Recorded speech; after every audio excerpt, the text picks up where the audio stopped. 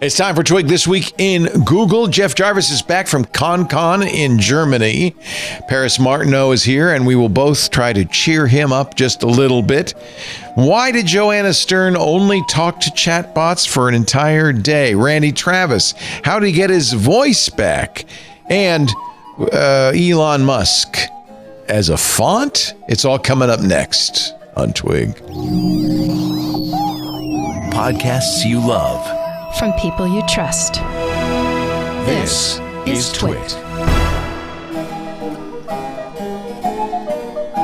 This is Twig, This Week in Google, episode 794, recorded Wednesday, November 13th, 2024.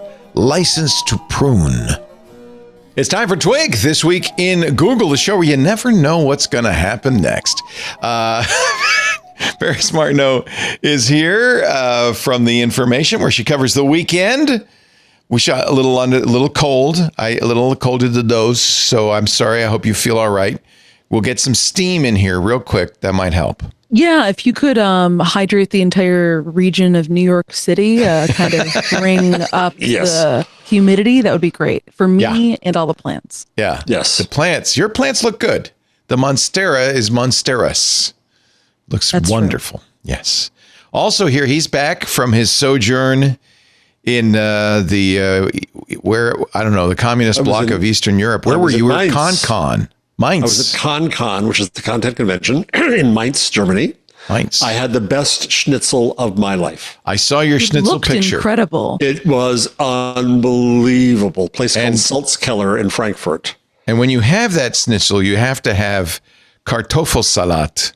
Yeah, some would argue that you must have a cucumber salad, but I went for the Kartoffelsalat. Yeah. And it was incredible. It was crisp. What made it so good, Jeff Jarvis? It's properly pounded to an inch of its life. Which I do, by the way, with my schnitzel. Yes. I am a pounder. I like to pound my schnitzel. It is perfectly breaded. The bread stays on it. It is so crisp that when you put the knife into it, you hear it. When you bite into it, you hear it. And yet not greasy. No, not at all. Just not at all. Crisp. My cardiologist was still upset, but that's fine. What's wrong with this? Now, is it veal or is it pork in there? That was veal, which I normally do chicken, actually.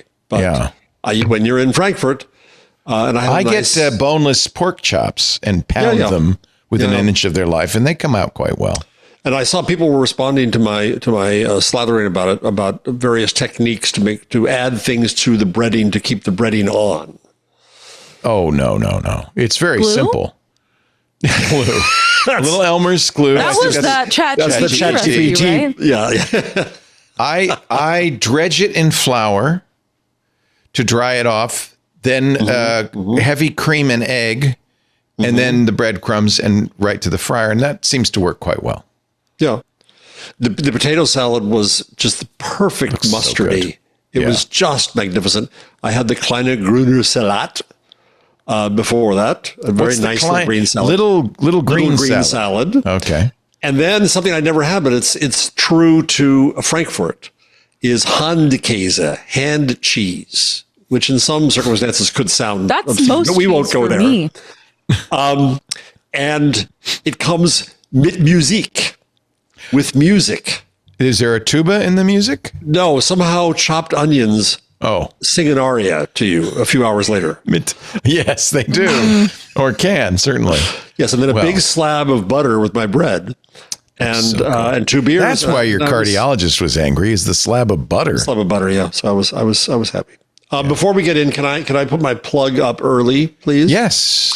So 2 things. One, December 4, I'm not going to be on the show because I'm going to be at the Commonwealth Club in San Francisco. You did this last year. Lisa went, said it was wonderful. And I did it for the last book last year. So this year for the Web We Weave. And last year, I'm going to be very honest and frank here. It was really hard to fill the room and they almost canceled it. So please don't embarrass me, my friends. Please sign up. Please come. Goodness gracious. Embarrassing. December 4th? December 4th at the Commonwealth Club. What and then time? The other thing is, because as you know, you're going to be here. I'm not because I'm not going to be there. And so I can't. Okay. I can hold down the fort if you guys both want to go. It'll be the Paris show. Me and the Paris show. That's great. I wish we could just stream your speech. Oh, you don't want that. Could be fun. Yeah. We'll do it like we do an Apple event. We'll stream your speech, and then Paris and I'll sit and make snarky comments. You can do that. It's live. Yeah, you can do that. That'd be fun. But Leo will be on the scene making snarky comments so that it counts towards getting the room filled up. Is he talking? What kind of suit is that? Did he think that was a good tie choice? And the other plug is Yes. that the Gutenberg Parenthesis is now out in paperback. Cover. So Yeah, those are my it's a plugs. trade. That looks like a trade paperback, which is Yes, better it than is. your little pulp paperback. No. Yeah, they did decently on this one. Yeah, They did a nice job. Oops. Yeah. Did a nice job. So, Jeff, you were flying to Germany last Tuesday. That's why you weren't here. You missed the election. Probably haven't been filled in since about what happened. I'm turning off all news. I don't want to know what. I don't. I know nothing. It's funny because I go downstairs after the shows. It's about 5:00. I want to start dinner.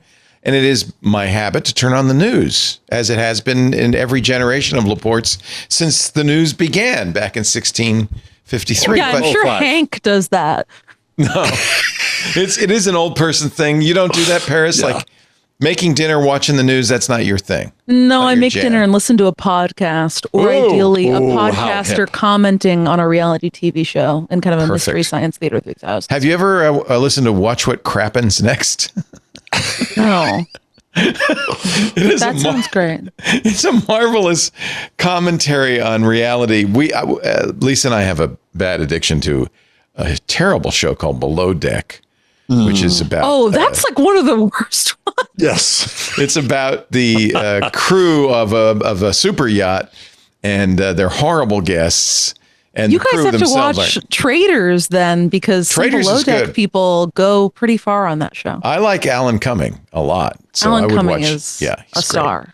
And it's a Scottish castle, so what could possibly go wrong? But no, Watch What Crappens is these two guys, and they do the voices, and they kind of recap the show, and it's quite funny. It's quite funny. That's Anyway, great. so maybe that's what I'll listen to from now on when I cook dinner.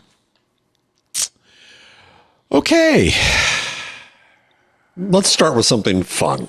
Something light. Line 122. Wow, we have to go way down.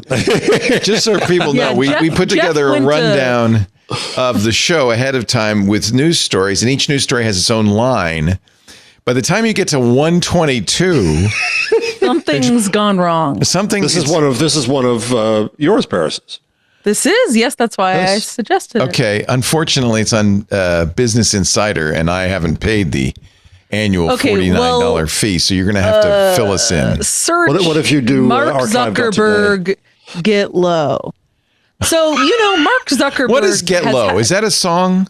Yeah, Mark Zuckerberg has had a hell of a year or two with being a wife guy. He made a very creepy statue of his wife, Priscilla. I remember that. Which that was we talked creepy. about in this show. Yeah. He also made a strange custom car. And now he's done something else. His and her custom cars, actually. Yes. He dropped a single with T-Pain. Mark Zuckerberg did a cover of Get Low to honor his wife, Patricia. That's a Lil Jon song. That's a Lil Jon song. He's go, Get Low. How does he do it? Wow. Can I play it? Well, probably not. I don't know. Get Low was playing, Mark says, or Zuck as he calls himself, when I first met Priscilla at a college party. So every year, we listen to it on our dating anniversary. This year I worked with T-Pain, who is, of course, the king of auto-tune. So that probably helped a little bit in the singing department for our own version of this lyrical masterpiece. I don't think I'll get in trouble if I play some of this, would I? I mean, it's copy, right? I don't know. Well, but it's not Lil Jon. It's not a released version. Let me go to Zuck's Insta. You can probably get a couple of seconds in there. Okay, if you click the one on the New York Times, it starts in the middle though, which is pretty good. All right, well, let me wait a minute. Okay, I got the audio on. He says what people think I'm listening to, which is heavy metal. Oh my God, what is that? What? He's John Wick? Hey, Meta. That was Play my Halloween. Fight Jams playlist. No, we can't. We can't do but that. actually what he's really listening to is... Okay, I can't. Okay. Wait, is this all an attempt to... You can keep showing his Insta, right? Is this all an attempt to... rehab his What the hell is he reputation? wearing? He's now stylish. Oh Yes. my That's his God. whole All right. thing. All right. Damn, she fine. And there he is. She can sock like something. There he is with T-Pain. You know, I think all records should be recorded sitting down from now on. That's very relaxed, very chill. All right. Here they are. Is the sound on?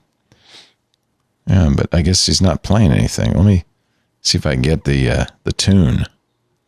I want to hear it. It is on the New York Times article you were showing earlier. Is it? Okay. Yes. If you scroll down, it Here? keep scrolling. Keep it scrolling. Here it is. Scrolling, Get low. Grandpa. Now Get click low. play and it'll Baby, one more time. Get low, get low, get low. Okay, see if you can figure out which one is the multi-billionaire social media guru and which one is an actual recording artist. Get low, get low, get low. Get low, get low, get low. Get low. From the windows to the wall. Oh, God. Oh, I'm sorry. I no. can't. No, this is too awful. Stop the Forget insanity. getting sued. So thank it. goodness I can't T-Pain believe was he there to said it. auto-tune it. Even then, it was still horrible. I can't believe I somehow hadn't put two and two together that this song would include Mark Zuckerberg saying from the window to the walls to the sweat drips down my balls. But it did. Is that happen. in there? That's what he just sung. That's what I responded to.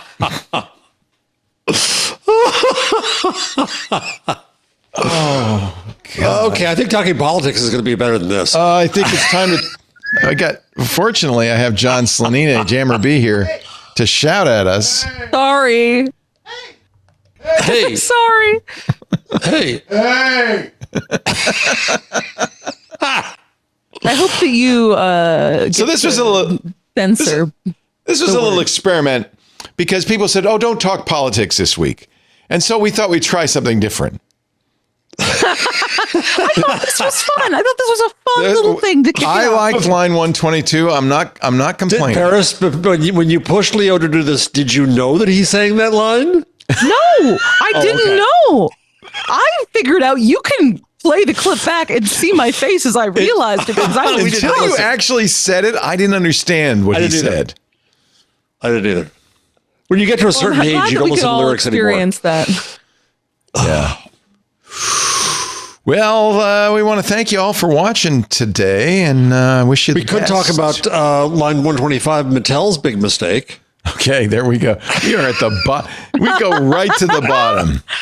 So Mattel bottom? has, the movie Wicked is getting a lot of push. Have you either of you seen that yet? I saw the show on Broadway. Well, I saw it on Broadway. on Broadway, It's but not a great show. The first act's No, good. it's a nice soundtrack. It's nice. Kind of goes. The second track goes downhill. The second act goes downhill. I mean, it's classic, musical theater. Yeah. Well, Paris,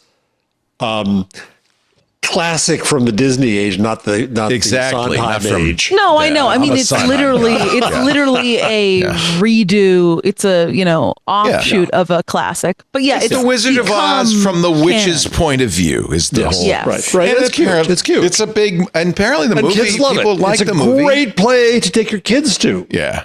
Except because they've got the Wicked Witch of the West and she's misunderstood and stuff. Anyway, Mattel decided, hey, this would be a great chance to make some dolls, some Wicked dolls. For the kids. problem is there's a porn site called Wicked. .com. And it's wicked.com. And apparently Mattel didn't realize that when they made the packaging for the Wicked doll. They called it a misprint. The doll is for children 4 and up. But Mattel expressed deep regret, blamed the mix-up on an unfortunate error, and vowed to take immediate action. That's I wicked. think I think they should buy wicked.com and turn it into a Mattel toy site. That would really confuse some people. Anyway, yeah. Okay, Yeah, that's good. I'm looking at the titles there. It's pretty amazing. Oh, at wicked.com? Yeah. No dolls. So as far as I want to. Oh, they're dolls of a sort. Oh but wait, not so I dolls. want to imagine the setup if your wife was to walk in. You have MSNBC on one screen, then you've got Twit, us on another screen, and then I assume on a third screen you have hardcore pornography. Is that what you're working with right now? Yeah. So I'm looking. I don't think guys. there is a Wicked doll site. That's the funny thing. So somebody just said, well, it must be wicked.com and put it on the packaging. Mattel has had to pull all of the packages, pull yeah. all the dolls. But some were sold before they did that. Well, some 4-year-old's going to get an education. Oof. I don't think there is actually a website for this. They just put it. They just put it on there. It's hysterical. And you might ask, why would we talk about this The on website the is show? wickedmovie.com. Well, no wonder. I could see being confused about that. Yeah, wickedmovie.com. You see, and you think the print is past and print doesn't matter. Well, this was a mistake of printing, and you can't go back. You can't go back. Not easy. Yeah, that's part of the problem, isn't it? I will say wicked.com has really dropped the ball on getting some. There is an opportunity for some green people. They could have had some Get cross some green promotional makeup stuff going on. Yeah. But they chose not to. Some kid got a wicked education. That's all I can say. All right, you can go to the real show now. The crypto industry just gonna cut the spending. show What to is start Bitcoin right here. at, by the way? Every time I go to bed, I wake up and Bitcoin is now at another, massive 89,742. So that's directly since the election. It hit Leo. It hit 93 today. It's down now. Wow. Some Bitcoin bros, I think this might be wishful thinking, say it should hit 1 million. But the reason Bitcoin's going up right now is because, of course, the crypto industry spent a lot of money during the election to get President Trump elected. After Trump went to the Bitcoin conference and said he was going to fire SEC Chairman Gary Gensler, which, by the way, got such a big ovation. Donald said it again. Just said it twice because he liked the applause. Sherrod Brown, the chairman of the Senate Banking Committee, got booted by Bernie Moreno in Ohio, who got $40 million in the last few weeks of the election. That money, which funded ads across Ohio, won Moreno, a former crypto executive and a crypto supporter, the seat. According to the crypto industry, there's a tracker called Stand with Crypto. According to the crypto industry itself, a huge number of they say 272 House crypto candidates were elected compared to 122 anti-crypto candidates. In the Senate, 19 pro-crypto candidates, including Bernie Moreno, and 12 anti-crypto candidates were elected. So a big majority in the House and Senate. And of course, I think in the White House, although you never know. Well, Barron is big into it, and so Barron Trump. Oh yeah. Yeah, No, he's he the played host to chief, an I event. think, crypto officer at Trump's crypto endeavor. Yeah. So, but Leo, Bitcoin went up 43% in the last month. Dogecoin, however, has gone up 254% in the last month. Partly because we know Okay, Doge now well, stands for the Dogecoin- Department of Governmental Efficiency. A Dogecoin thought it was is about a worth dog. 40 cents right now. Yeah, So 30, I think it's Yeah. kind of hard to compare. Although Father Robert on our network and a number of other people, including Jammer B, were big Dogecoin supporters, and I think had quite a bit of holding in the. Wasn't Doge. Dogecoin a joke? Yes, it's a meme. It was a meme coin. It's just a meme. As was Shiba Inu, Right. which is also big up. So all the cryptos are up. Yeah, It's my kind of- $500 is now $11,000. Wow, I have 7.85 Bitcoin. I know, Leo. It's going to be $1 million bucks. But I figured at some point, quantum computing will come along and crack my wallet, and I will. Because remember, I would have sold it I would have sold it when it meant $5,000. Yeah. Right. Right. I would have gone, oh wow, I'm rich, and then I would have watched it, and I said I could have had $700,000. I'm a fool because, as I've said in this show before, as a child, I bought a bunch of fake IDs for people in my college with crypto. And I think at some point I had like 3 or 4 Bitcoin, and would have been nice if I had kept that instead of. Wait a minute, you Wait, buried the lead. You were selling fake IDs? I wasn't selling fake IDs. It was easier to obtain fake IDs if you bought in mass. So me and a bunch of friends all bought fake IDs together. And me, as the most technologically savvy person, was the person who actually bought the cryptocurrency. Very nice. You should have kept it. It's like the guy who I should have spent 10,000 Bitcoins on a pizza. There's a guy crying in his beer. I hope it was a good pizza. The funny thing is, I mean, the real problem with crypto, and this is what Gary Gensler, soon to be former chairman of the SEC, was saying, is it's not an investment vehicle. It's a purely speculative vehicle. There's nothing behind it to give it some value. Even gold has some value. A stock has some value based on what it's, represents, a share in a company. But Bitcoin is worth whatever it's worth, whatever you can get people to pay. And part of the real benefit of it was that it was a way to get around currency exchanges. Yeah. And then it was an instant change of money. Right. Right. Not anymore because of the gas fees and the size of the anyway.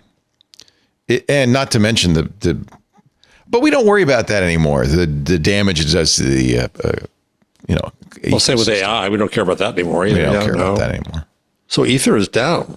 Ether's down today. It's up 29% over the month. Yeah, there's going to be obviously some profit taking at some point. It will go down, but that's the thing. It has nothing to do with anything. All right, I got a question for you. Yeah. Even though you don't invest in stocks, because you I do. I buy mutual funds. Mutual funds, yeah. Index funds. At our age, leaving Paris out here, do you think the market's going to go up or down? It's gone up quite a bit, hasn't it? It has. It has indeed. I made $30,000 on election day. Jeez. It's hard to really celebrate that. from betting on election day, or no, just not from your betting. holdings? From my holdings. Oh, that's another question. The whale who invested a huge amount in that betting market, Freddie 999 or whatever. Yeah, right. Theo, as he went. So he made money. $48 million. Yeah. Really? Mm-hmm. And do you know what he says was key to him deciding to bet all of that money on Trump versus Harris, right? No. Why? He said that he did he used a specific polling method, like neighbor polling, to where he would ask, he hired his own team to do private polling of the U.S. No, he hired his own team to do polling of the U.S. And when he asked people who they were going to vote for, they said they had like 2 main questions. One was like, who are you planning to vote for? And then 2, who do you think your neighbors are more likely to vote to? And for the neighbor polling, people were overwhelming, or at least this guy says, and saying Trump in certain swing states. And that's it's a pretty big bet to me. He bet 25. No, how much did he bet? He made 48 million. I thought he bet 30. That's only my memory. 25 million was bet by 4 different whales. This is on U.S. citizens are not, in theory, allowed to do this. This is on a betting site called Polymarket. The Wall Street Journal had an interview with the whale I'm talking about. He was a Frenchman that went by the name Theo in the article. Yeah. So the big 4 were Freddie 9999, Princess Caro, Mitchie, and Theo 4. They spent $24.7 million and obviously did quite well. And it's only a 1-for-1 payoff. It's not an odds payoff. No, there is odds. Yeah, there's definitely odds. In fact, the odds were massively moved by these big investments. Right. Yeah, no, I think it's is it called parimutuel? I don't know what it is. It's horse racing. I had a lot of friends who were watching the betting market as if it was an indicator, but well, was it? Maybe, I don't know. Maybe it was. If you're willing to bet, money where the mouth is. At the time, I thought, oh, these guys are just crypto millionaires, and the money is not very meaningful to them because it's just a token. Of course, there is a big question mark now about TikTok. I don't know if this was a coincidence or intentional, but the bill to force the sale of TikTok said that the deadline was January 19th, one day before the inaugural, probably to protect it against whoever got elected, right? Or what? I don't know. Will TikTok be saved in the last minute? Canada now has ordered the shutdown of the Canadian, not the app, but the business itself in Canada has been shut down. Well, I presume that, so Congress comes in on the 5th of January? So Congress could change. Congress could repeal the act between then and the 20th. To do that. Yeah. Of course, TikTok is challenging both the Canadian and the U.S. orders in court. They could get delayed in any case. Yeah. And then there's time. Yeah. And if we end up having Attorney General Matt Gaetz, who's one of the few Republican lawmakers to vote against the TikTok ban, it's possible that he could direct the Department of Justice to just not enforce the good point. rule. And this is an area where, at least, I forget what you said about this, Paris, but Leo and I have been lamenting the possibility of TikTok being shut down. So this is an we're area big where fans. I'm happy. Yeah. What's your stand, Paris? Your TikTok stand? I mean, I don't have any personal, I enjoy using the app. My understanding of it is just that it would be unavailable on the App Store. So I think it would still potentially work. Is that the case? I don't know. I think it would just be, you would be, my thought is that it would be like unable to be on the App Store and downloaded. I don't know whether or not it would just have to block all users that are in the US or not. The law signed by Biden on April 24th gave ByteDance until January 19th to sell TikTok or face a ban.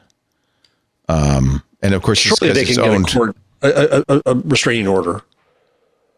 Yeah, I mean, they went to court immediately, and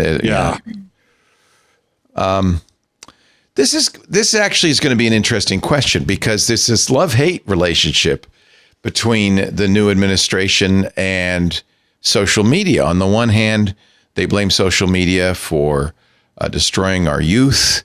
Actually, they blame it more for censoring conservative ideas. Yeah. And at the same time, they were very effective, including, by the way, using TikTok, but especially on X. Clearly, X is going to be a beneficiary of the new administration, right? Yeah. Certainly. I'd assume all the Elon Musk companies will. Yeah. That's, well, I was thinking about it yesterday. He made so much on Tesla stock going up that it wipes out his what he paid for X. You know what? In hindsight, that $44 billion, that it wasn't all his money, but the $44 billion paid for X, that was a good deal. Yeah. That was a hell of a good deal. It's truly buying influence. Yeah. Yeah. Like we weren't going to be political, Leo. No, we're not being political. We're talking about X. Okay. You see that in the lower right-hand corner of the video? We are streaming now on X. On X. X.com. Although a lot of people have decided that now is the time. Thank you for pointing at that. You're welcome. Very nice. It took me a minute because for some reason, my thing is mirrored on. Yeah, and your finger can't. Nor can mine, by the way. Well, I can. Yeah, you could. Oh wait, no, it's gone now. X is gone. It's now YouTube, but it could. There it is, right there. There you Thank go. you. Last 2 weeks ago when we were trying to do we were all hanging on the same thing.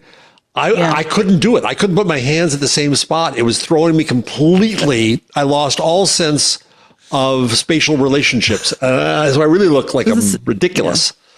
Well, no, we were all in the photo that we got for that. We were all doing the falling off thing. There was a time when we were all there. No, I never synced. I couldn't do it for some reason. I'm watching you and then I'm watching that and I just completely lost it. I'm very bad at spatial relations. Okay, that's good. No, are we going down? So I think Benito's saying we've Bluesky. done that already. Do something new. Oh yeah, guys. can't do that for the thumbnail anymore. Bluesky got 1 million new users. It's now 14 point some million. It's the chief beneficiary, right? Of Yeah, and I'm really glad. I like Bluesky a lot. I love Bluesky. I think it's so fun. I really have been enjoying posting there. I've been. When did you posting a lot start there. on it in earnest? A year. I posted on it for a couple months, a year and a half ago, but then I fell off a bit. I've come back and forth but I really started posting in the last week or so. Yeah, I like it so much better. I've been trying to check it more than Twitter, and I've been posting the same thing on X and Bluesky, and my posts on Bluesky get way more engagement, even though I only have a fraction of followers. Yeah. Huh. So here's what I've been doing of lately. You know, when we closed the studio, I used to run my website, leo.fm, out of the studio on a server. In fact, this box is over there. And that's where the Minecraft servers were. And then we closed the studio. I took it home, and I never was able to get it back up and running again. So for a while, and then I realized I probably should get my website back running. So I tried, and I rebooted the machine. And so somebody has kindly agreed to take over the Minecraft. So thank you, one of our club members. And as soon as that's up and running, I'll let you know. And I went to a site that I've been a longtime member of, paying $5 a month, Manton Reese's microblog. Are you familiar with microblog? Ooh. No. So what's interesting about it is it's a little blog, and I have, if you go to leo.fm, this is running off of microblog. But what's interesting about it, it's also supports ActivityPub. So when I post here, it automatically goes to Mastodon and, yes, Bluesky. In fact, so that's a form of federation. It's a beginning step. So that same post, it's Posse is what it is. Post once, syndicate everywhere. So if the most recent posts I've put up are now on Bluesky, Mastodon, and microblog, but they all start on microblog. I really like it. I actually upped it to $10 a month just because I realized I'm going to be using you as my website. I should give you a little extra money. It's microblog. What? Micro.blog. And I'm a big fan because it is both a blog and a microblog. So when you go to the timeline, which is this, it's just like Twitter or anything else. It's a microblog, right? And you could have a blog there, and you could have posts there, and you can have pages, and it's kind of hard to describe because it does so many things. So leo.microblog is my microblog, right? And leo.fm is my website. It's kind of a confusing. I understand. You can have followers on microblog, but it also cross posts. Ooh, I'm in. I like it. I'm Jeff Jarvis at Microblog. Okay, let me follow you then. That's good. I'm going to follow you now. Yeah, I forgot how to follow people. I'm sure there's a way to do it. Well, next time you post something, I can then follow you. Is what I'll do. There you are. Actually, it would be Jeff Jarvis. There's two Leos Laportes. There's Leo Laporte at PixelFed. Oh, because you're federated. That's my PixelFed is my photo photo Mastodon. Yeah. So I'm not going to follow. So I'm at Leo at micro.blog, and you're at Jeff Jarvis at micro. That's what I am across all the socials. Yeah. Or micro.blog/Jeff Jarvis. So how much does it cost? I pay $5. Actually, I pay 10 now, but the $5 is, I think, the minimum. Because what I do now is most news sites have a post on X button. So I go there, I create the post, and then I copy and paste that onto the 4 socials. Yeah. So this you wouldn't have to, well, okay, this doesn't cross-post to you X. use the post on X button from a news site. Just because it's usually there. Actually, I think it does post on X, come to think of it. I think you can tie all your social sites into it. It definitely posts on. The other thing is when I post a blog post, I don't know, it's magic. When I post a blog post, you can comment on it. Here, let me go to a post. You can comment on it. Well, it's not doing that right now. Maybe if I do it on a regular post. Here's one with a title. You can comment on it on other social. So you can reply to it on Mastodon, but you can also reply to it on Bluesky. So it's kind of an interesting. That's interesting. Yeah. So you could, for instance, have Buzz Machine feed into it, because that's the other thing is you could have your X feed into it or Buzz Machine. So you could post on X. There's no length limit here. No. I write long posts. Yeah. It's also a great place to post photos. I post photos here. Who did this? A guy named Manton Reese. He is part of the Kevin Marks world, indie web group. And Manton's really a smart guy and has done a really good job with this. And it's pretty mature now. It's been around. I've been using it for years, and it's become really powerful and mature. I'm really liking it. So he's Manton. So Manton. So it's micro.blog/. So let me play this off both of you, because I get people who are. I'm still on Twitter, and I have my rationales. Because there's people there I care about because I want to watch what's going on and so on. But I get people who really yell at me for being on there at all. What's your thoughts? People are always going to yell at you for everything, always. True. Especially when you have an account with as many followers as you do. There's nothing you are going to be able to do in this world that will not make a sizable number of people very mad. You cannot let your life. This is why I'm so happy Paris is here. You don't post on X not to get yelled at. Well, I get yelled at for posting on X now, not posting on X itself. So we've had this debate internally at Twit because, as you know, we're streaming on it. We have our marketing posts to it. Lisa posts to it. A long time ago, when Elon bought it, I immediately moved off of it and went to and said, "Go to follow." Because you do that.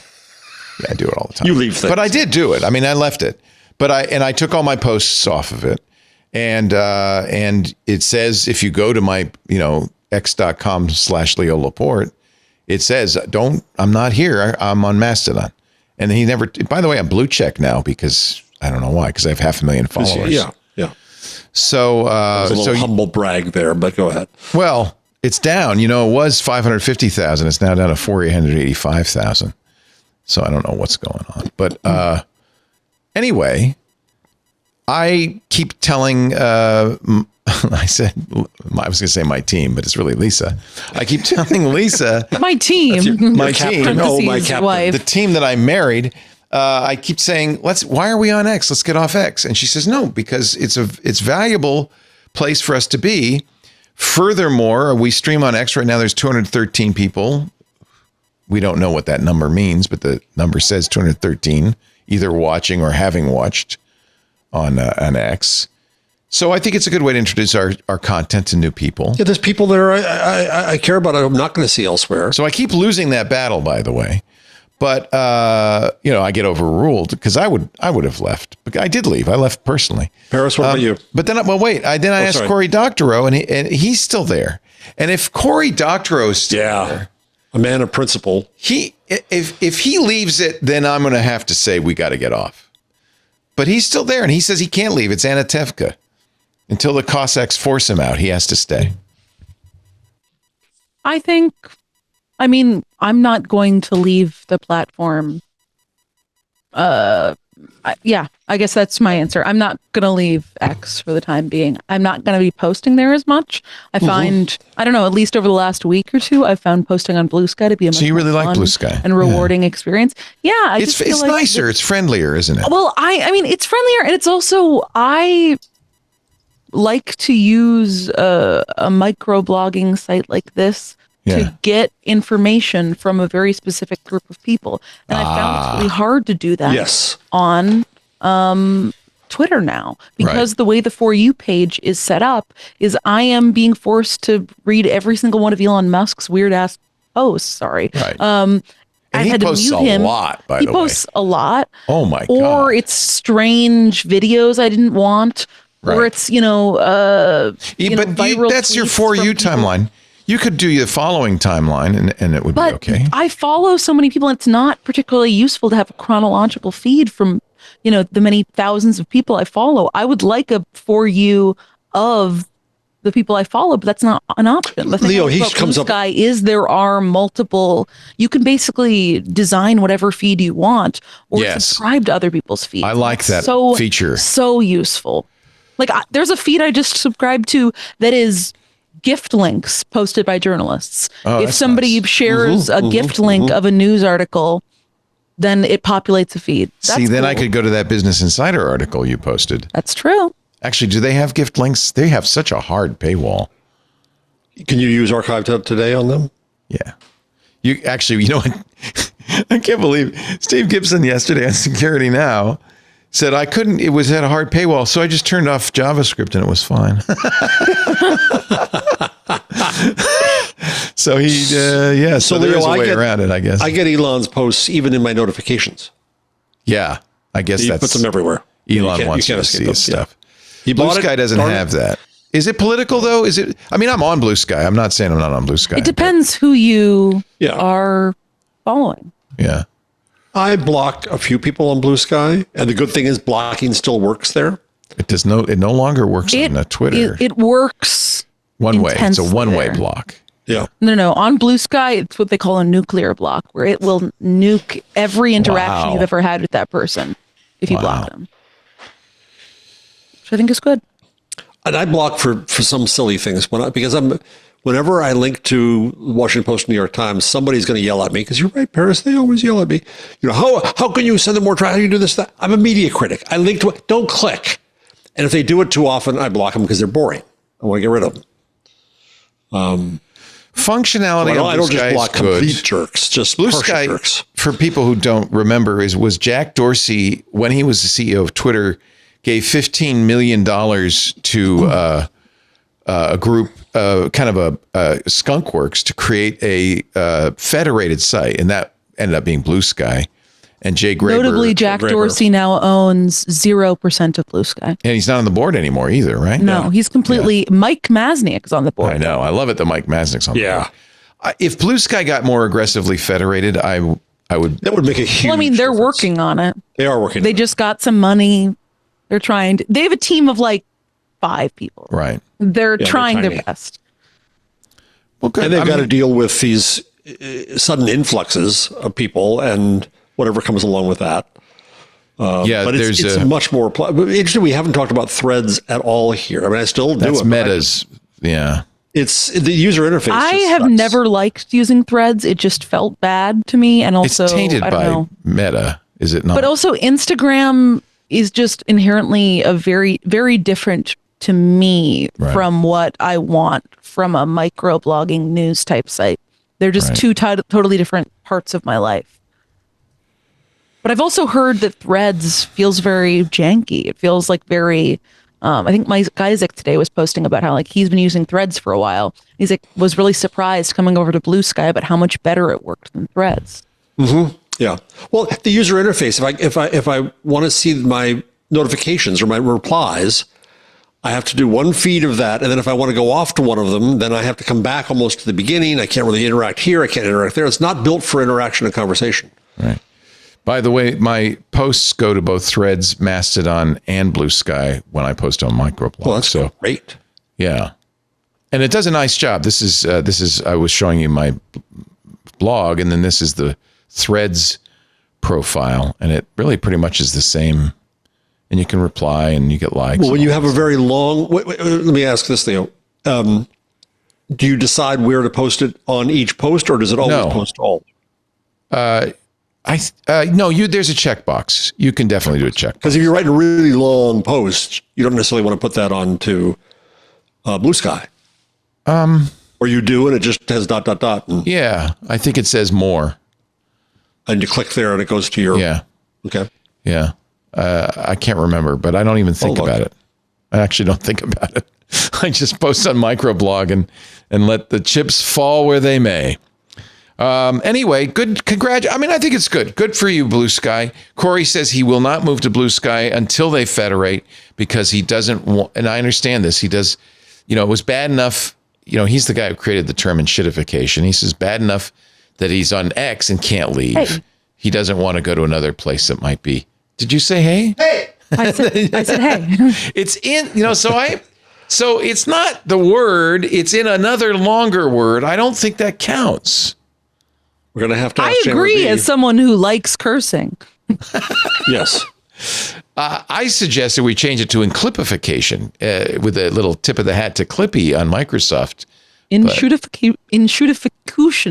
Inshutification. We've been calling it inshutification, but that really confuses people. So. I really dislike that, actually. Yeah, Enclipification. I think inshutification is fine. Right. Enclipification is AI. For AI. Yeah. We'll call it inshutification because it's because it's not a bad word.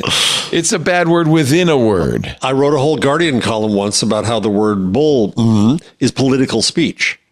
It is now. You can't talk about, well, you never could talk about politics without being able to use that word. Yeah. And to call that obscene was to limit political speech. This is another thing that buzzles me about Trump. Buzzles me about Trump is he is fairly profane all the time, and it's kind of that word, by the way, has crept into news stories because he uses it, and I think that's kind of interesting because it's not the conservative right that I grew up with. No, I can't imagine, Nelson Rockefeller or Barry Goldwater or Ronald Reagan. I bet Barry Goldwater swore like but not in public. Right. Like Lyndon Johnson, we know did. Yeah. The Democrats have always been swearers. They've filthy mouth, potty mouth. Yeah. Let's take a break. When we come back, no politics. We said no politics. And good luck on that. With Jeff Jarvis. I didn't give you your new title. Oh. I didn't even get the song. I don't even know if he introduced you. I don't think I even introduced you. I did my plugs immediately, which was more valuable. Oh, that's right. Jeff is now, I don't know. Do you have they used to make me a laminated card with your stuff. You don't have to do it. Why did you prompt yourself to do this, knowing that you weren't going to be? Have you ever driven down a dead end and realized too late there's no way out? Well, have you I ever certainly done that? didn't just decide to floor it once I realized there was no way out. Jeff Jarvis is the the emeritus Leonard Tao Professor for Journalistic Innovation at the Craig Newmark Graduate School of Journalism at the City University of New York. Did I get that part's almost right? Yeah. Okay. Yep. Now he's at some New Jersey place. I'm a distinguished fellow at the Center for Cooperative Media at Montclair State University's School of Communication and Media. Yeah. And I'm visiting professor at Stony Brook University. Stony Brook. Yeah. School of Communication and Journalism. SUNY Stony Brook. Yep. So two very esteemed halls of Lovely academia. institutions. Yes. Congratulations. That's wonderful. Of course. And while we've sung our praises to Craig, I want to mention that he just 100 million his schmeckles. He pledged a second $100 million to veterans benefits, which is wonderful. It did it, of course, because 11/11 was Veterans Day. Yep. But it also, I don't know about you, Jeff, but I thought, he's richer than I realized. Yeah. that's a not insignificant amount of money. Amen.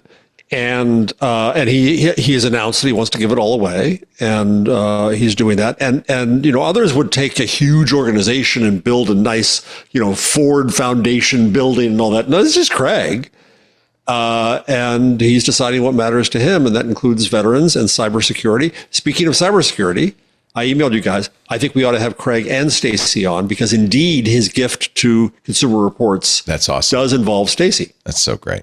Okay. Wonderful. That's great. And I would like to think that perhaps Twit brought them together.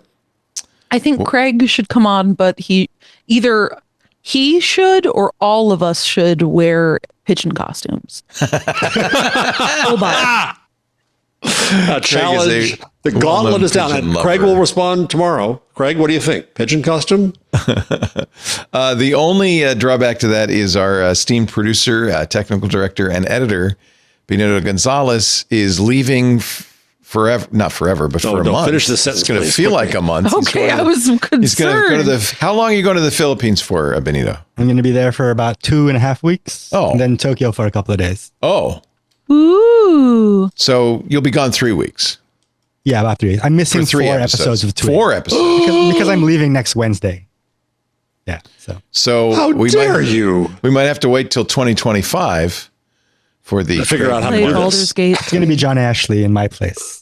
John Ashley will be here. That's so good. Yeah, we have other producers. If you were to do it from the Philippines, what hour would it be? What time is this now? Hey, and this is actually something I've thought about, and it would be 4 a.m. Not good. Not No, good. that's not good. I Well, once right now worked a would newspaper be, job that started at 2 a.m. and it was it the would be worst 7 a.m. shift right I've now. ever worked. Like right now it's 7 a.m. Okay. Well, I have my clock set to UTC so that I always know what time it is in UTC, and it's 11 p.m. UTC. See that clock back? Does anyone who actually uses UTC say 11 do a 12-hour clock, or do they always do the 24-hour clock? 2300. I think in the UK, which is officially where UTC began, Greenwich Mean Time, they probably, what is it? You say 11 p.m., right? You don't have that weird European 2300 thing, right? I don't know. Who are you Anyway, saying according you to? Did you according do the to commercial already? No. According to Brandroid, we just began the show. It's not an official show till the Craig Newmark sings. So True. We've got 3 more hours, guys. Strap in. Hassan, congratulations. Hassan Ahmad just gave us $10. Thank you, Hassan. Hey, and he thank you, pointed out Hassan. that Guardian has quit X as of today, The Guardian. Mm-hmm. And 4 or 5 celebrities did as well. And I think mostly, now he's saying X is the right-wing bubble, but Blue Sky is the left-wing bubble. Threads, because they don't have any politics, becomes the non-political center bubble. And you keep giving us money, Hassan. I'll keep reading your tweets. I don't know what you call them in there on YouTube. But anyway, thank you, Hassan. I appreciate it. They're called super chats on YouTube. Super chats. My preference is you join the club. That's all we need. $7 a month. If you join the club, you get ad-free Then he can versions brag about that. of our shows. You get into the Discord. You can chat there. Of course, many of our club members still watch on YouTube. Some of them chat on YouTube. You can chat wherever you want. We see all of it. We're on 8 different platforms, including TikTok, Facebook, LinkedIn, X.com, Discord for our club members, YouTube and Twitch. And I feel like, did I say? You always forget one. Sleepy, dopey, grumpy. You always leave out Yeah, one. it is. Dwarves. It's like the 7 dwarves. It's the 8 dwarves. Our show today, we're very happy. Who's that?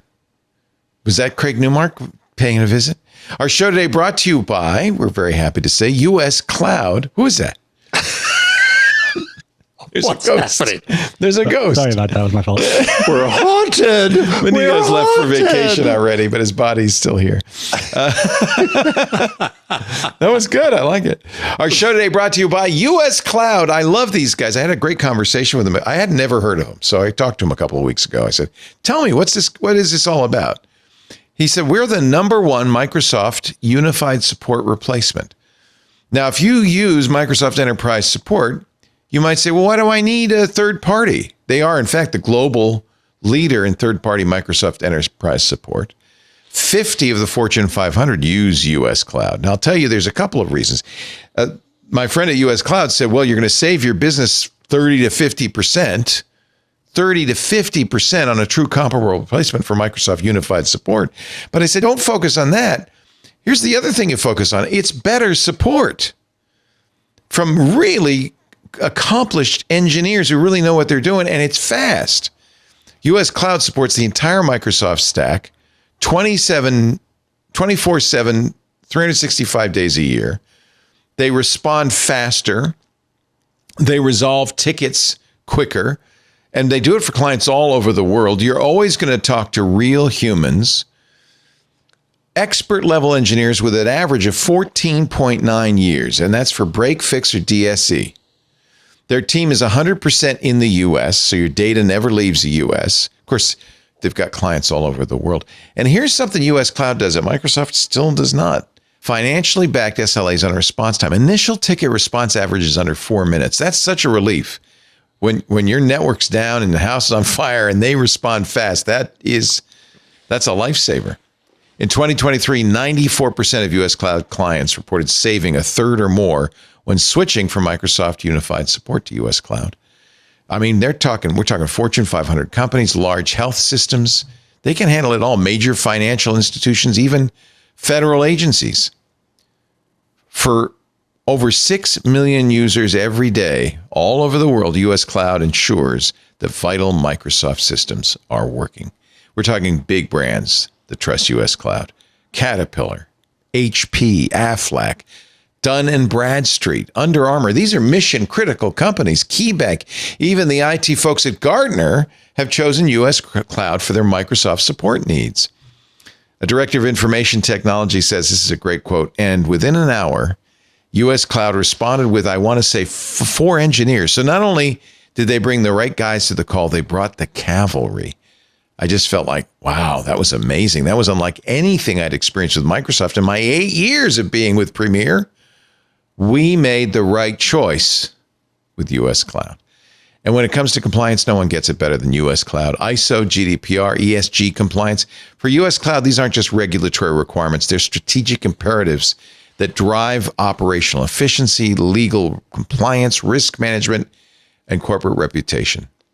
These standards foster trust and loyalty among customers and stakeholders. They attract investment, and they ensure long-term sustainability and success in a competitive global market. This is the company you want to be with. Visit uscloud.com, book a call today, find out how much your team can save. It's not just less expensive, it's better support, it's faster support. uscloud.com. Book a call today to find out how much you can save. Get faster Microsoft support for less. Thank you, U.S. Cloud, for supporting This Week in Google. I wish Stacy were here because I would love to get her take on Matter 1.4, an update to the home automation standard called Matter that finally brings Matter kind of up to where it should have been, frankly, all along, including support for Wi-Fi routers, heat pumps, solar panels, some much needed fixes, according to The Verge, for interoperability and thread network issues. Matter is the kind of weird love child of Amazon, Apple, Google, and a bunch of other home automation companies who realize that siloed home automation is useless. Sure, each of these companies would love to own the market, but they don't. And so they created Matter so that there's some interoperability. Finally, I think, and The Verge agrees, and it's Jennifer Pattison Toohey writing. Of course, we know her very well. She's a regular on Tech News Weekly and on other shows. I would love to get Stacy's take on it because it sounds like it's a big improvement for Matter. I wonder how into home automation she still is. Do you think she's kind of moved on? I know. No, she's still into it. Although I did ask her, and she said, because we do the book club still with her, she's disconnected a lot of An honest woman, our Stacy. Yeah. Well, I will ask her. We're going to do another Stacy's book club in December, so I'll ask her at that time. Matter 1.4 update will start rolling out to supported Echo and Eero devices early next year. Those are both Amazon devices. Google said the company's actively working to implement the enhanced multi-admin feature, plans to bring support for new device types in the future. Apple, we'll see.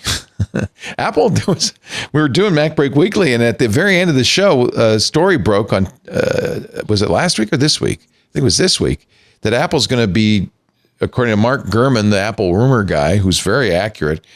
Oh no, or was it Ming Chi Kuo, another rumor guy, that Apple's going to make a home automation wall display? Yeah, saw that. I believe was that Bloomberg reported that? I think it was Ming Chi Kuo. Oh, okay. Or maybe it was Bloomberg. I can't remember. Anyway, like a credible story that has been... To who needs that is my question. Well, you live in a New York City apartment with a kitchen the size of a slice of toast. So you don't have... Not even. Yeah. You don't really have a need for that. Nor do I have automation. Yeah, although I do love the switch in your fireplace, but So, honestly, I think switches are not a bad thing. They work pretty well. They're very reliable. You know if They something's don't on or have a off. user manual. There's no manual. You just look over and you go, it's off. Let me turn it on, and you flip it. But people... How much in your new abode did you do automation? It's all automated. Oh. Can It's you all- clap on, clap off? I've never... That's the piece of luxury. So all the light switches are Lutron cassettas, which means you can talk to them somehow. I don't know. Even these lights are on the Wi-Fi. I have more than 100 devices on my Wi-Fi. Is that why you were going down the first few weeks the show was there? Actually, So yeah. wait, is there something we could say that would turn all the lights off in your studio right now? I'm not telling you. Magic word. I'm not telling you. I haven't got the voice assistant all working. I have a server over here, a Home Assistant server. The Home Assistant green is over here. I have, of all the stuff, but it's complicated. In theory, I could say, turn on the studio and the blinds would close, the lights would come on, the You gotta set all cameras that would up. roll. And that's dumb. That's hard. It's just a no lot one of wants work. to do that. It's And awful. then one That's- update breaks everything. Yeah. Yeah. Yeah. I mean, that's where my only real smart home tech is. I've got Philips Hue lights, but those have gotten so expensive over the last years, and they were never cheap. They've just gotten outrageously expensive. Now I also have Wiz lights, which is Oh, not, boy. it's WIZ, Yes, I know. Yes. but it just sucks. I just want them to all live as one, but I can't. I don't want to do the functioning. so much to work. make that happen. And then Benito's right. Then they update it and all that work out the window. Plus, I had for a while, I had Hue lights in my bedroom. And Hue's fixed this since. But at the time, if the power went out, when it came back, the lights would come on full bright. Well, that's kind of a California problem. So in the middle of the night, I'm lying there and boom, all the lights are on full. And I'm scrambling. Where's the switch? How And do I- Lisa is cursing Oh, at she was you so because pissed it's off. your lights. Yes. Yeah. It did You're not. like, she was like, we have 100 things on the Wi-Fi. Yeah. What's going on? She did. No. Lisa and I had a conversation the other day. She, I think, has a force field that breaks electronics. Do you know people like that? Pair for you. Yes, my mother. Yeah, there's some people that like me. For me, I think I'm kind of like the technology whisperer. I can get stuff working and it You're works. the tech guy. I'm the tech guy. You don't whisper, you say it out loud. I don't have to whisper. It obeys me. But there are people who have just never ending. Her smartphone is always on the fritz. That is my mother. No matter what, she's always finds a way to ruin every tech product that is. And it's not from like misuse or dropping or anything or doing anything wrong. It's just, I think she has a field. I do the same thing with plants. If I were there in Paris's house, that plant would That monstera it would die. be right historical. there. It'd fall over. They're surprisingly hardy. Sometimes they'll go a couple weeks without watering them and they survive.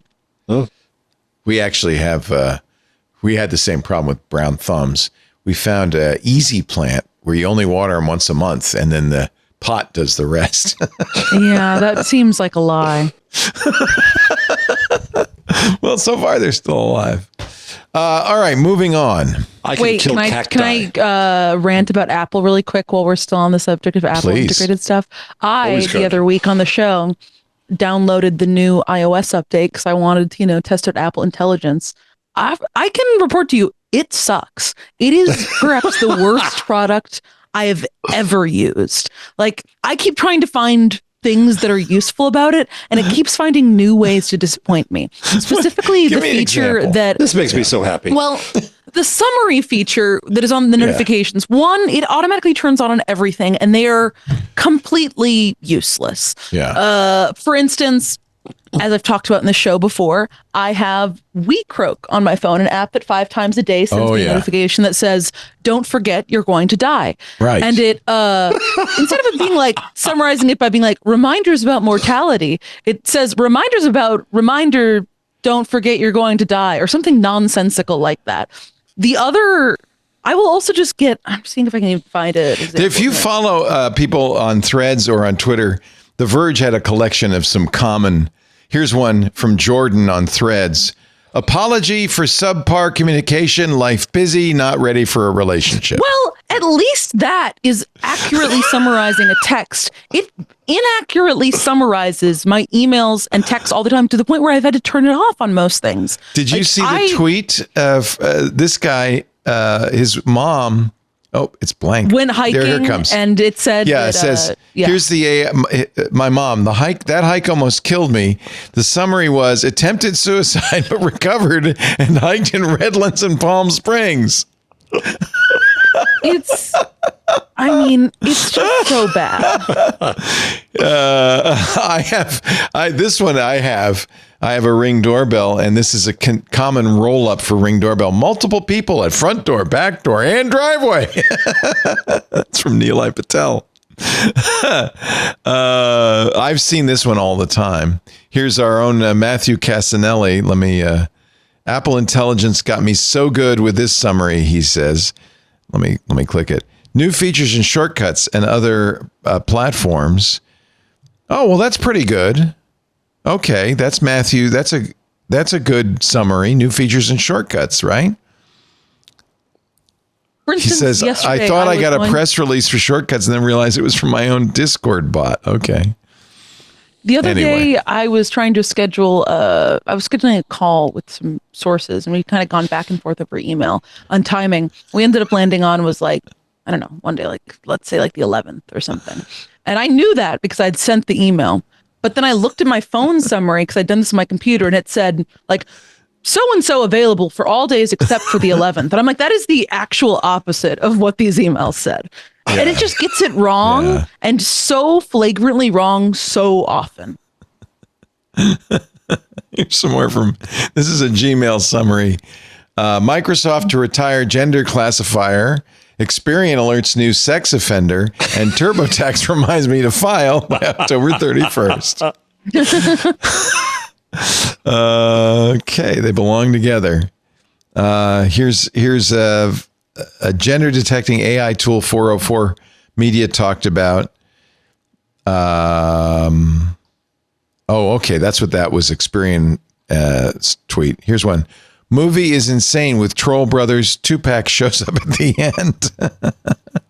Movie bad. Button on jacket in movie. It is kind of comical, right?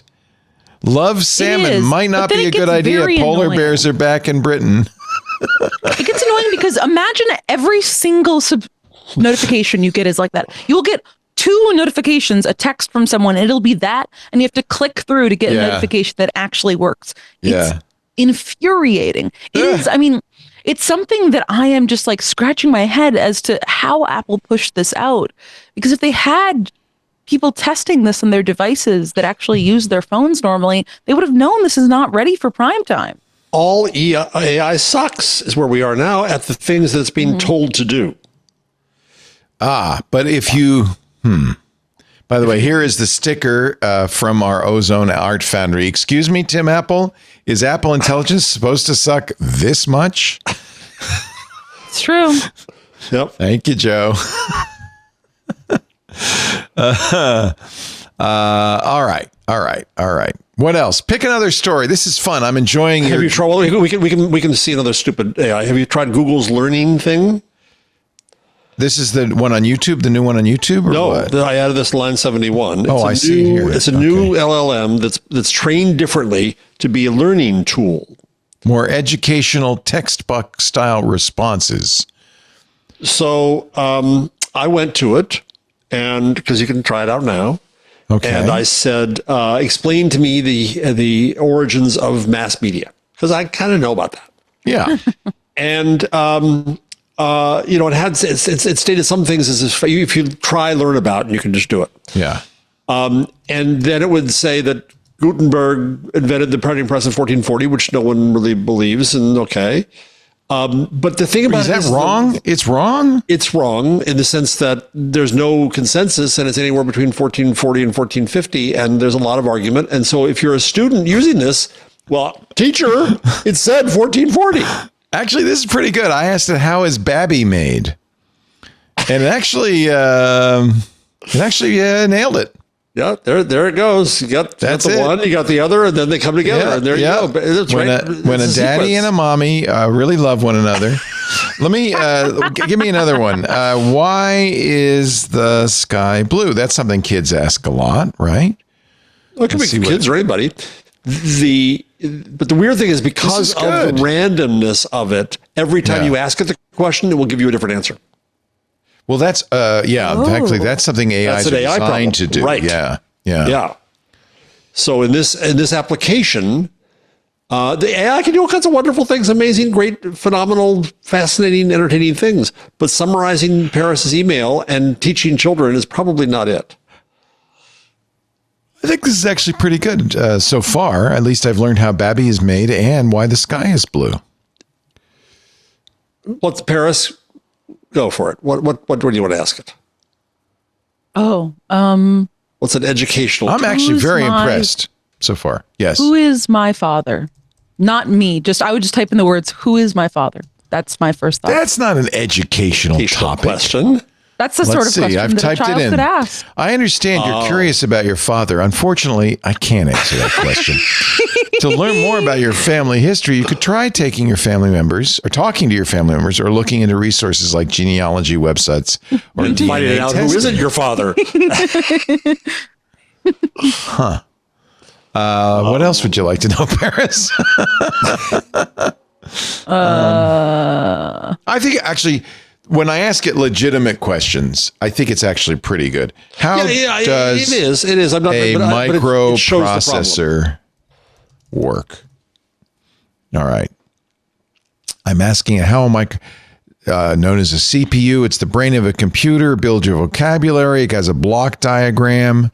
Microprocessor cycle, fetch, decode, execute, explore related content from IBM and learn computer science. I think this is, I can see this used in whoops, sorry.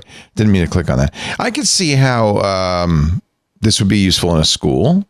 So do something that has some facts in it and then do it more than once. Okay. Because I think you're right. I think the structure is pretty good. But I'm using this. The election of 1860.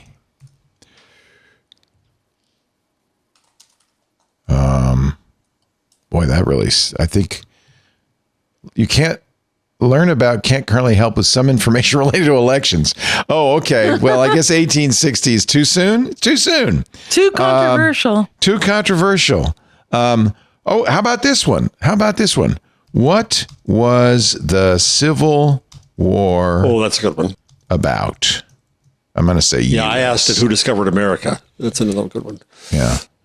What was the U.S. Civil War about? Deeply divisive contact is often simplified to a single cause. The roots of the war were complex and intertwined.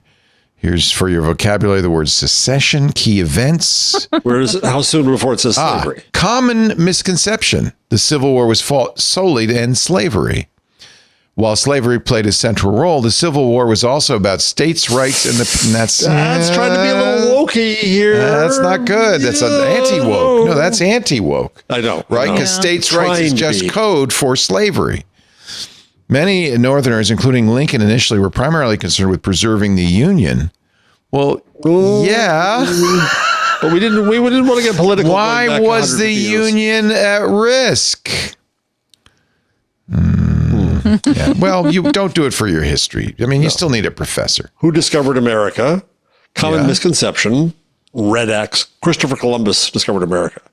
Green check. Indigenous peoples were already living in the Americas for thousands of years before Columbus's arrival. Good. You got that one. Good answer. Yeah. And the Vikings is the right answer. So, okay. Said a Viking. I'm joking. Of course, you can't discover something where people already are. It's called Columbusing. Google has decided. Actually, let me take a break and then we'll do some more Google news because it is This Week in Google for Wednesday, November 13th, 2024, with Jeff Jarvis, now emeritus at the City University of New York, but soon to be. When do you Lots of start other teaching things. at Montclair and SUNY? Well, I just had a course approved for Stony Brook for next fall. How exciting! Course? I'm working What's on the other course? things. AI and creativity. Ooh, I 100-level like course that. to deal with arts and technology for students. What's your syllabus? I've written it. I can send it to you. It's interesting. Yeah, I'd like that. Yeah, I bet that there's a lot of interesting stuff in that one. It's But fun you know what? because Audit the course. students get to look at the nature of creativity, the nature of art, the Yeah. relationship of technology to it. I like power that. they have for self-expression and how it might or might not help them. That raises a lot of interesting issues. And the good thing is, it's not about you shouldn't use this for this. No, it's experiment with it, play with it, see what it does. Yeah. You know, Yeah. that's what I want to do. Some lucky kids. That's Montclair or is that's SUNY? That's Stony Brook, Good. which is because you know my foibles in life. No bridges. Right, it's not easy to get there, but I'll be doing it virtually. Can you get to Stony Brook without crossing a bridge? Yeah. Ask that of Tunnels in Google Learning. Manhattan. Yeah. Yeah. Yeah. Our show today, also Paris Martineau from theinformation.com, where she writes for The Weekend and covers youth issues. Well, there's a very Question, interesting story. Jeff, how do you feel about boats? It's a logical conundrum because I shouldn't like them. And I know that. But they float. You know that a you're bridge being does not float. inconsistent. No, Right, that's right. consistent. But I can't swim worth a damn. Oh. Well, that's problematic. The swimming instructor I was taken to at a young age reported to my mother. Did I tell this in the story show before? No. As we came back out after the swimming lesson, the instructor said to my mother, "Mrs. Jarvis, your son is very buoyant." Full of hot air. That's good. That Yeah, makes I it thought easier so. to swim. I thought so. Yeah, exactly. He was trying to get me to go to the bottom, and I couldn't get to the bottom. I couldn't do it. No, so boats, if I think about it, trouble me. But you're very buoyant. But I can't swim. Well, something to think about. I think you should take some swim lessons. I'll teach you how to swim, Jeff. Are you a swim fan? You love swimming? Are you a swim fan? I don't love swimming, but I know how to swim. I swim. Well, I know these people who say, I swim every day, and that's my exercise. And I'm a swim just such fan. a fan of swim. I'm a could swim teach you. fan. Which stroke would you teach Jeff, given that he's that's very a good buoyant? question. Yes. Butterfly. No. That's hard work. Well, No one's I in think that that'd be big a funny. hurry. I think he should should learn do it to mock me. He should learn the Backstroke. side stroke. The side stroke is the weirdest. Side stroke I could do.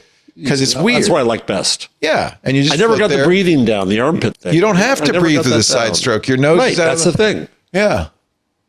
You just like this. And you kick your legs in a funny way. My view is that evolution worked long and hard to get us out of the water. I'm not going back in. My view. You're just going under in the tunnel. Yeah. All right. Let's take a little break. More to come this week in Google. Our show today brought to you by Bitwarden. We love Bitwarden, the password manager trusted by some of the biggest businesses, thousands of them in the world, and many individuals, including me. It's my password manager. I can tell you from personal experience, this one's the best. It's open source. I think that's really important. By the way, there were news stories saying Bitwarden's going away from open source. Not true at all. That is not the case. In fact, their GPL license, you can see their code on GitHub, and they regularly have it audited by third parties. So you know it's reliable, it's secure, there are no backdoors. And honestly, I think whenever it comes to cryptography, and of course, a good password manager is going to use strong cryptography to protect your passwords. It's important that it be open source so that you can validate it. You can verify. You can say, yeah, it does what it says it does. Bitwarden does what it says it does. And it does it easily, conveniently. They do this every year. They did their cybersecurity pulse survey. The results are in from the 2024 survey. 92% of IT and cyber professionals, almost all of them, agree that a password manager is critical for protecting business operations. I think you probably, anybody watching these shows, you agree too, right? You use a password manager. As more employees seek support from generative AI tools, 63% of security professionals say they face significant challenges in maintaining proper approval for devices and applications. And 89% of respondents expressed concern over the security risks these behaviors introduce to their operations security posture. That's why so many businesses are turning to Bitwarden, the open source password manager that works great in business and is free forever for individuals. We're getting close to the holidays, of course. I've mentioned this before. Security becomes a real problem in the holidays. Social engineering with shopping sites and so forth and links and so forth are getting much smarter. One of the real advantages of Bitwarden is it will not fill in your password on a spoof site. It'll only do it on the real site. And now with Bitwarden's new extension where it fills in not just, if you wish, it fills in not just passwords, but also credit card information, address information, contact information, same protection. It will not give your credit card to a spoofed site. Plus, if you're in business, you'll get unparalleled SSO integration and flexibility. So you get inline autofill capabilities on cards, identities, and passkeys, and you get SSO single sign-on for your business. Look, your business deserves a cost-effective solution that can dramatically improve its chances of staying safe online. That's why we love Bitwarden. We recommend it. Steve Gibson uses it. The setup is easy. It only takes a few minutes. Bitwarden supports importing from most password management solutions, so it's easy to move to Bitwarden. And as I said, it is open source, GPL licensed. It can be inspected by anybody and is always regularly audited by third-party experts. And Bitwarden does something a lot of companies don't do. They publish the full results of those audits.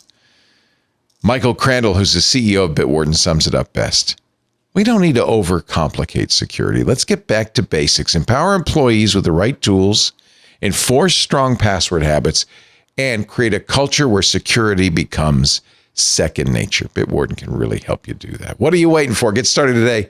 Bitwarden's free trial of a Teams or Enterprise plan, or, and I always want to mention this, you can use it free forever. It's open source, so you can use it free forever across all devices, unlimited passwords, pass keys, hardware and keys as well, for free, forever as an individual user. You can even host your own vault if you choose to do so. Bitwarden.com/twit. Free for individuals, and we've got a free trial for teams and enterprises for all the businesses. Bitwarden.com/twit. Thank you, Bitwarden, for your support of This Week in Google. Jeff Jarvis, Paris Martineau, on we go. Let's talk AI. I think it'd be a good time to talk some more about AI here. The information has some good stories on it.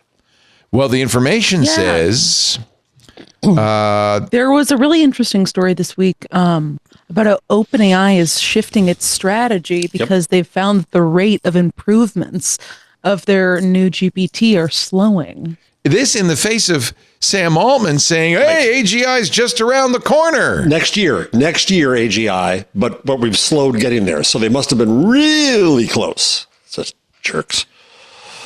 The challenges OpenAI is experiencing with this upcoming flagship model, codenamed Orion, show what the company is up against. In May, Sam Altman told staff he expected Orion would be significantly better than the last flagship model. And though OpenAI had only created 20% of the training process, it was already on par with GPT-4 in terms of intelligence and ability to fulfill tasks. The increase in quality was far smaller compared to the jump between GPT-3 and GPT-4, the last two flagship models. And it's more expensive. Yeah. And some researchers of the company believe Orion isn't reliably better than its predecessor at handling certain tasks. Like it may be better at language models, but may not perform previous models at tasks such as coding. I'm done with the hype coming from people like Sam Altman. It's kind of like Elon Musk, where they're really selling something they don't have yet. They're really pushing it. We'll find out. If AGI is just around the corner, hey, we'll find out. Have you told your beach friend that? Have you thrown sand in his eyes?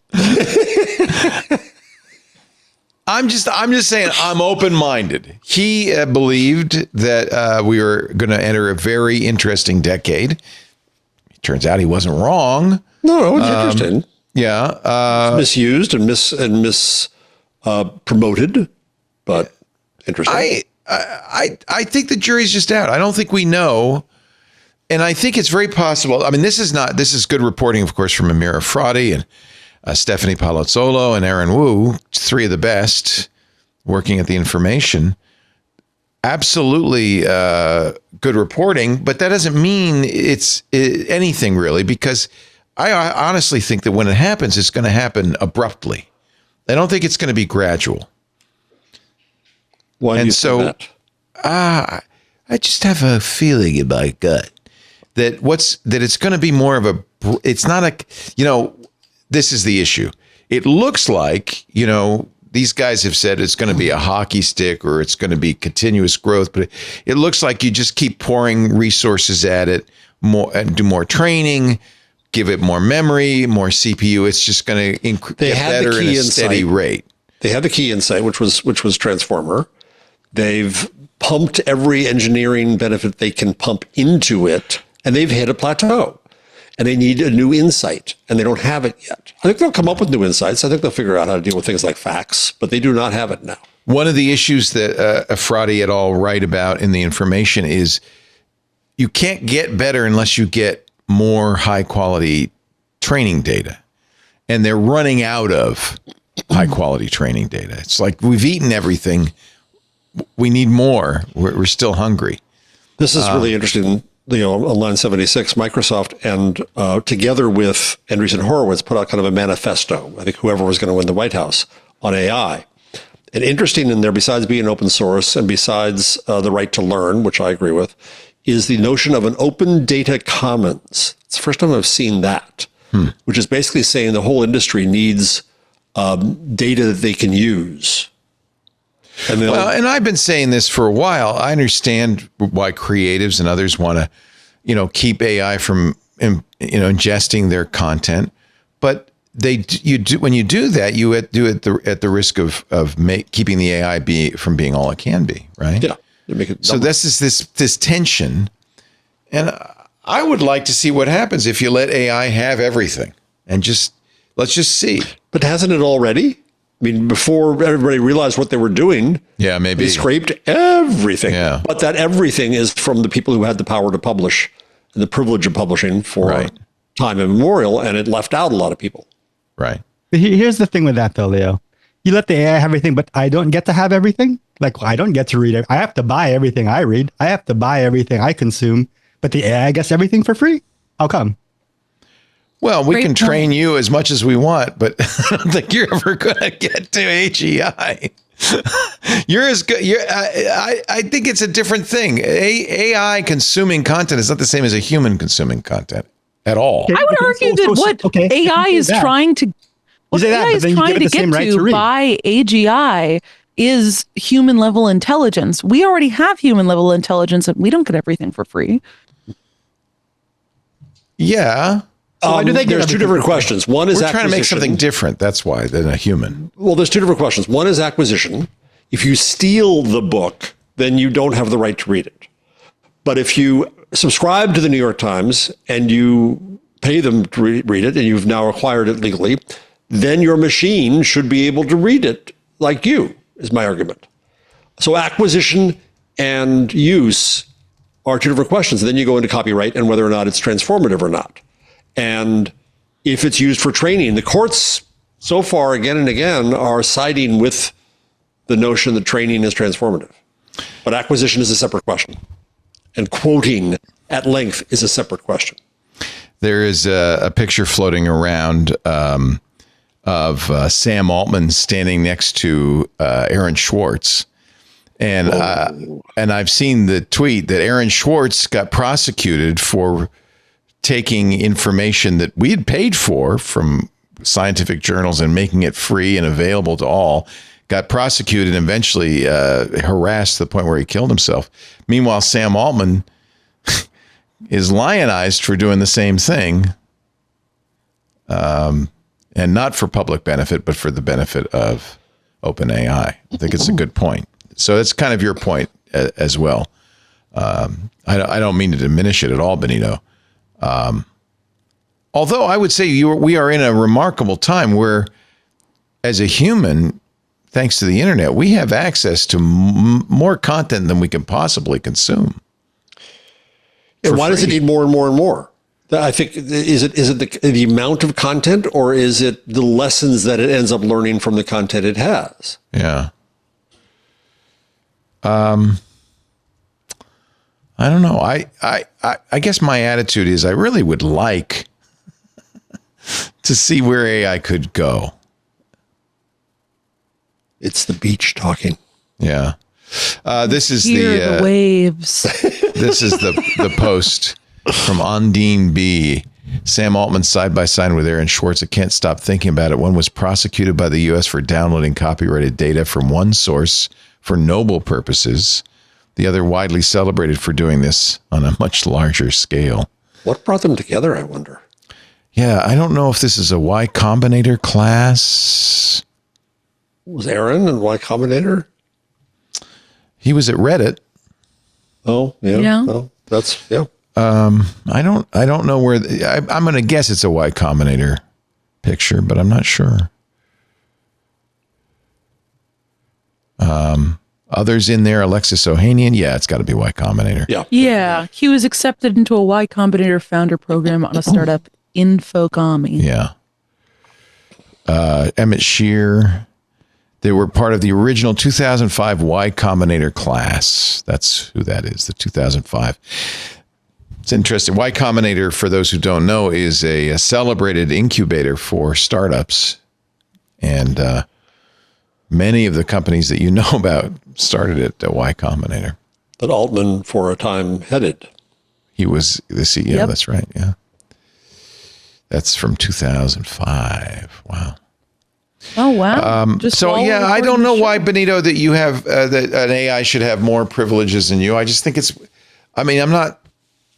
But you should have the same privileges as you, not more. Yeah, So maybe, not just- maybe that's it. Yeah. It's not just the AI. It's like this multi-billion-dollar corporation. And we've talked about that, but it would be different if it were a nonprofit. Yeah, I mean, if my data was going to solve cold fusion or the environment, like, sure, have it all, take it. But maybe it is. Maybe it is. Maybe it is. It is. I mean, Please, It's doing Come on, protein guys. folding. please. Come on, You think guys. it's not being used in a... Well, I think it some could of- be used in probably beneficial. some of it, but most of Yeah. it, no. Benito, if a company, big or small, has a legitimate subscription to the New York Times, can they read that into the machine for training purposes, but not quoting? Just I don't know. morally, legally. I mean, again, like that's I don't know. That's not a question I would can say answer. probably no, because publishers already go after other companies. I see this at least in the media world for using one subscription to inform a broader, to do something that they did not intend with one subscription. Well, usually that's In our many case, people then. It ends up being many people, but in this case, it is a machine that is processing the requests of many people. So it's kind of the same thing, I'd argue. So Ross Story went to court, an alternate, trying to sue OpenAI, alleging that OpenAI unlawfully removed copyright management information when building training sets. In other words, they ingested Ross Story's information and took out the copyright status. Judge has thrown the case out, saying when a user inputs a question to ChatGPT, ChatGPT synthesizes the relevant information in its repository to an answer. Given the quantity of information contained in the repository, the likelihood that ChatGPT would output plagiarized content from one of the plaintiff's articles seems remote. In other words, you can't show any harm by OpenAI ingesting your content. I mean, again, it's a matter of scale. Like AI can read more books than I can in my lifetime in one day, probably. Right. Right. So Well, it's like, computers can do things faster than you too. I mean, that's so I mean, so it's a question of scale. Like wasting 1 liter of water is not that great, but wasting 1 billion liters of water, Right. probably pretty bad, right? Like, so it's a Right. question of scale.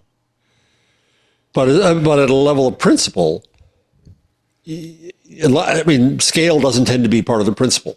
The principle is that this is an allowable behavior or it's not, no matter who does it. Do you think AI regulation will happen under the new administration? It's an interesting question. Again, this is one I'm like social going to media guess- where there's confusion about what they want. If Elon Musk retains his role as first buddy, as he's calling it, probably not, given his involvement with Grok AI. Right. Although remember, also, Elon was the one of the people who signed that letter saying we need to pause AI for 6 But months. that's the different thing. That's the TESCREAL doomer crap. Well, this is about business. He's a doomer. Yeah, but that's a separate issue. You don't what think about, he could persuade? I think Thiel's influence through, we were going to do politics, Thiel's influence through Vance is also interesting to track here. Yeah. Well, but that's kind of Elon Musk and Peter Thiel both were part of the PayPal mafia. Mm-hmm. And so we're presuming are allied in their goals, but I don't know if that's the case, honestly. I guess there's a lot we don't know, but we'll find out. So I'm not getting into politics. I'm just asking the question, is the next 4 years going to be good for AI or bad for AI, or does it even matter? I mean, look at what happened in California, where they passed a couple of bills, and then Newsom, I think, rightly vetoed the last one. And I think that there's going to be and the EU AI law is actually okay. A little vague, but at this stage in life, it's all right.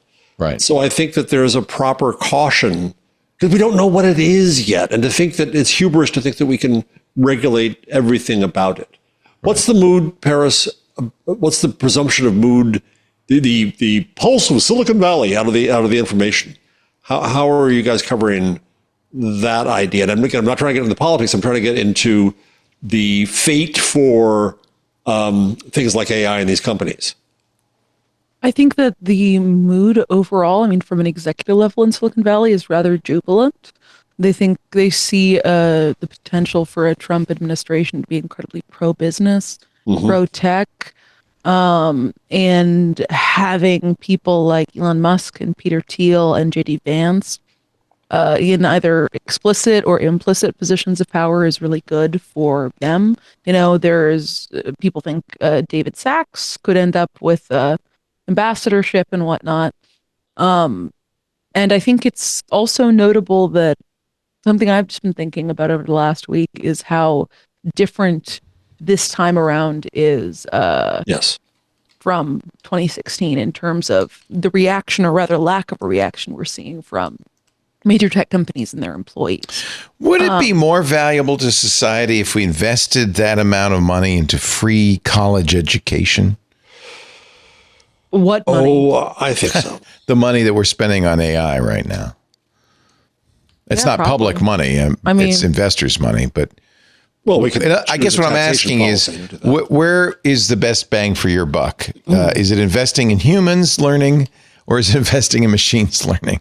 Well, it depends on how you're describing bang for your buck. If you're if you're a venture capitalist or someone who's trying to turn their nonprofit into a for-profit business, probably the best bang for your buck is going to be investing in technology that you could then monopolize, dominate, and extract the most value out of. If you are thinking of it from a social capital or good perspective, then yeah, investing in something like education or a public health campaign or, public works would have more. If you gave free college to 100,000 people, would you be more likely to come up with a cure for cancer than if you gave the same amount of money to a bunch of machines? Maybe you could do both. I don't know. You're right. It's really, the question is where the money comes from and what the expectation is. Is it a public good or an investor's good? The other issue, I was talking to an executive in the SUNY system about just this week, and we need to be able to provide every single student with AI so that they can experiment with it and learn from it and figure out what to do with it. But the university can't afford to pay $20 a month for 650,000 students. Right. And so this goes to the question of open source. The university has enough compute resources to be able to take a llama model and do something with it, but it can't do the most cutting edge things. And are the faculty and researchers in a position where they could do tremendous things if they had those resources? And so, right now you have media companies holding up the AI companies. You have Springer and News Corp and companies saying, pay us billions of dollars because our content is so valuable. What they're really doing, as I've said in the show before, is buying silence for litigation and legislation. What could we accomplish if we put that technology in the hands of students and researchers and entertainers and others? That's a kind of resource that we could talk about in terms of a public good. And I don't want to say the word utility, but where Paris was headed, if you're investing in something, if you're investing in a road to somewhere, that's a road to somewhere. Yeah. Claude AI, Anthropic has done a deal with Palantir and AWS.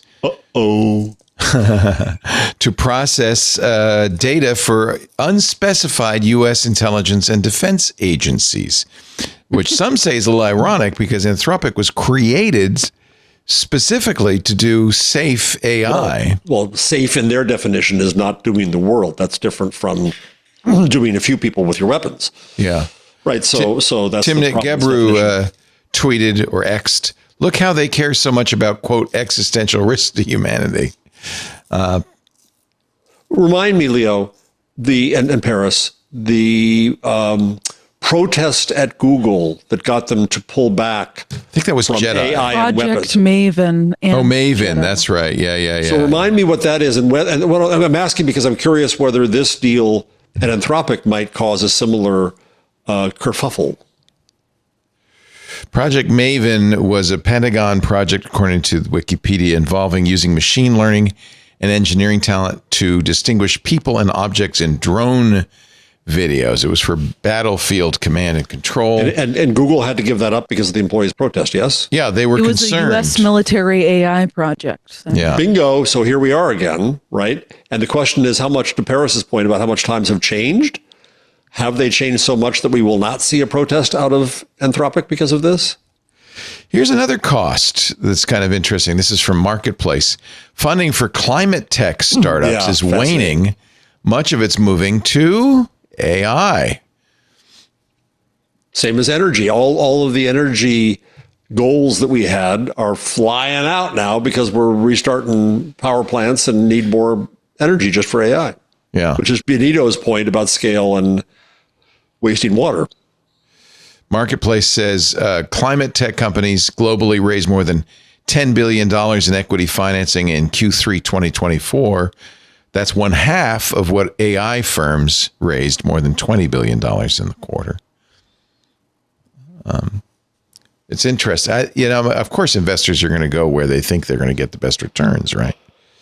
Mm-hmm. Right But now, the when you AI talk about madness is strong. Yeah, but when you talk about public welfare, maybe that's not the best place to put it. I don't know. Well, one thing I was talking about with this executive is, he says the companies are going to go for profit, but right now they're not going for profit. They're going for capital. Yeah. That's why Altman keeps saying that it's around the corner so we can get more money to try to get there. We are talking about AI, Google, and the world with Paris Martineau from The Information, Jeff Jarvis from wherever. Point South. Yeah. Anywhere there's no yelled bridge. at on the internet. Yeah, that's where I am. Being yelled at on the internet. Soon to be professor at SUNY Stony Brook and Montclair University. Great to have both of you. Of course, Jeff's books are available at Gutenberg parenthesis. I missed you guys last week. We missed you too, We but missed you. it makes me feel good to know you had the perfect Wiener Schnitzel. It was worth it. It was a salve for the soul. It was just what the thing about it was too. If anyone goes to Salzkeller in Frankfurt, be warned that it is full every single night. I bet. I was at the door for about 10 minutes while the nice woman at the door was dealing with somebody's table and all kinds of stuff. And finally I said, "Oh, just Tisch für einen Person." And she said, "Oh, no, we're full." Oh, And I said, oh. And then an old couple came in and they said, oh, she said, no, we're full. And I said, just one place at the bar? I said, I'm an American and I'm flying back and I want to go. She finally took pity on me. And there was one spot at a weird bench at the bar. And it was heaven. So if it you was go worth to it. Salzkammer, reserve. wine and power. Wine and reserve. I whined. I was shameless. I now had everything for having a schnitzel. Here's something good that AI has done. Randy Travis's beautiful baritone was lost. AI helped him sing again.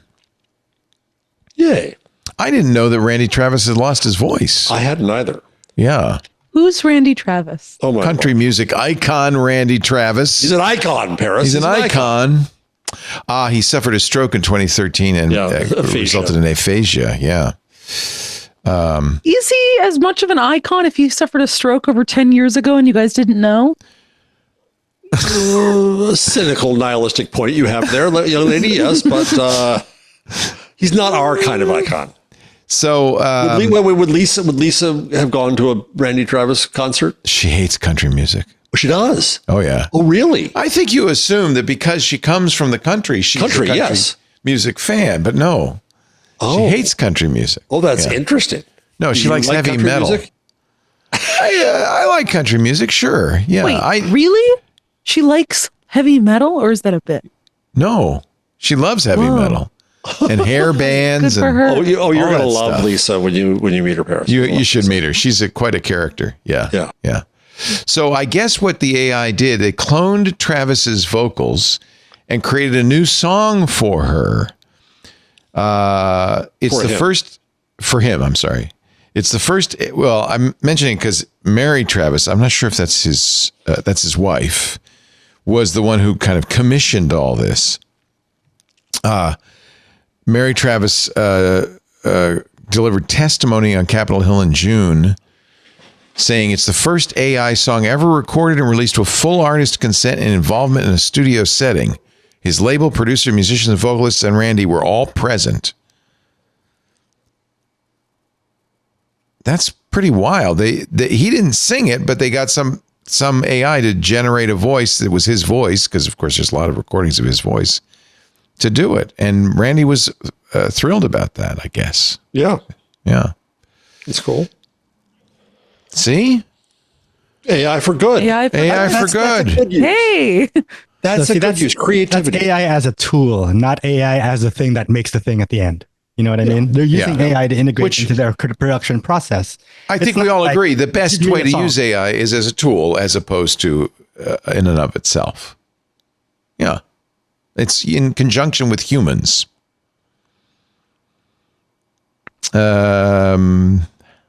else? Particle launches an AI news app to help publishers instead I of can't see it stealing because their work. I'm on Android and it's on Apple. Particle. I'm not familiar with this. It's from a former product person at Twitter, Okay. Sarah Bykpour. But it looks a lot, what I can see from the web version is it feels a lot like Perplexity's Discover. It'll point you to many links and they think they'll send traffic there, but we'll see.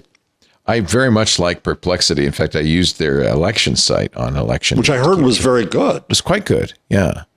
And it was AI, but then it would have footnotes linking to articles and so forth. I thought it was quite good. Which is, I think, where we're going to end up. So one thing I was fascinated by this week, I don't know if you've heard this yet.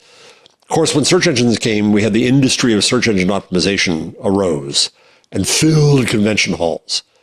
There is a new industry, generative engine optimization, GEO. Oh. That's the next thing. God. Yep. And what does it do when it's at home? It wants to get you discovered and linked to from chat engines, but how it does that, I have no idea. Yeah. There'll be a lot of snake oil sold.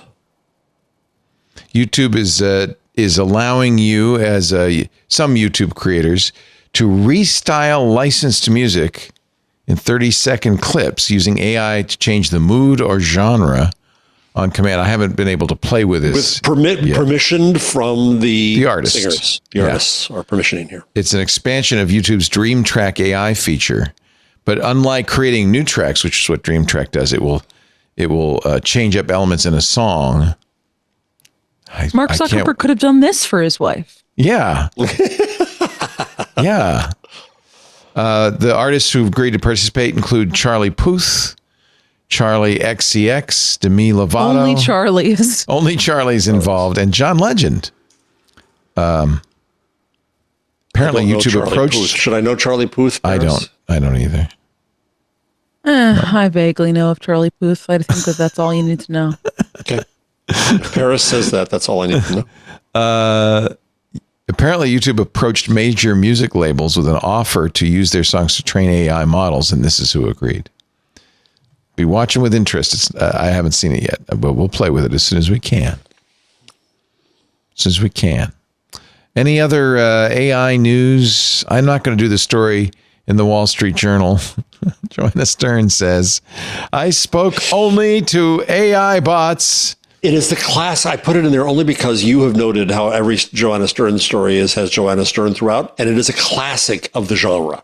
Yeah. My new friends are just hilarious, she writes. One suggested I de-stress by taking up knitting. Another asked, what's for dinner, right after giving me a meatball recipe. And then there's the one who cheered, rosé all day. None of which makes any sense. Okay. I don't know what the point of this story is, but apparently she spent like all day talking to bots. And there you have it. That's all she spoke to. That's all. She didn't talk to any humans. No. Except her camera operator, sound man, and producer. But other than that. And editor. Yeah. But other than that. And publicist. Basically, it's the story of my life. We're all robots. We're bots to you? Yeah. She found a very nice, of course. How do I know? You're We met in person. Oh, yeah, I did. That's right. Yeah. She actually gave it a head and some hair. Oh, geez. I don't like that. No.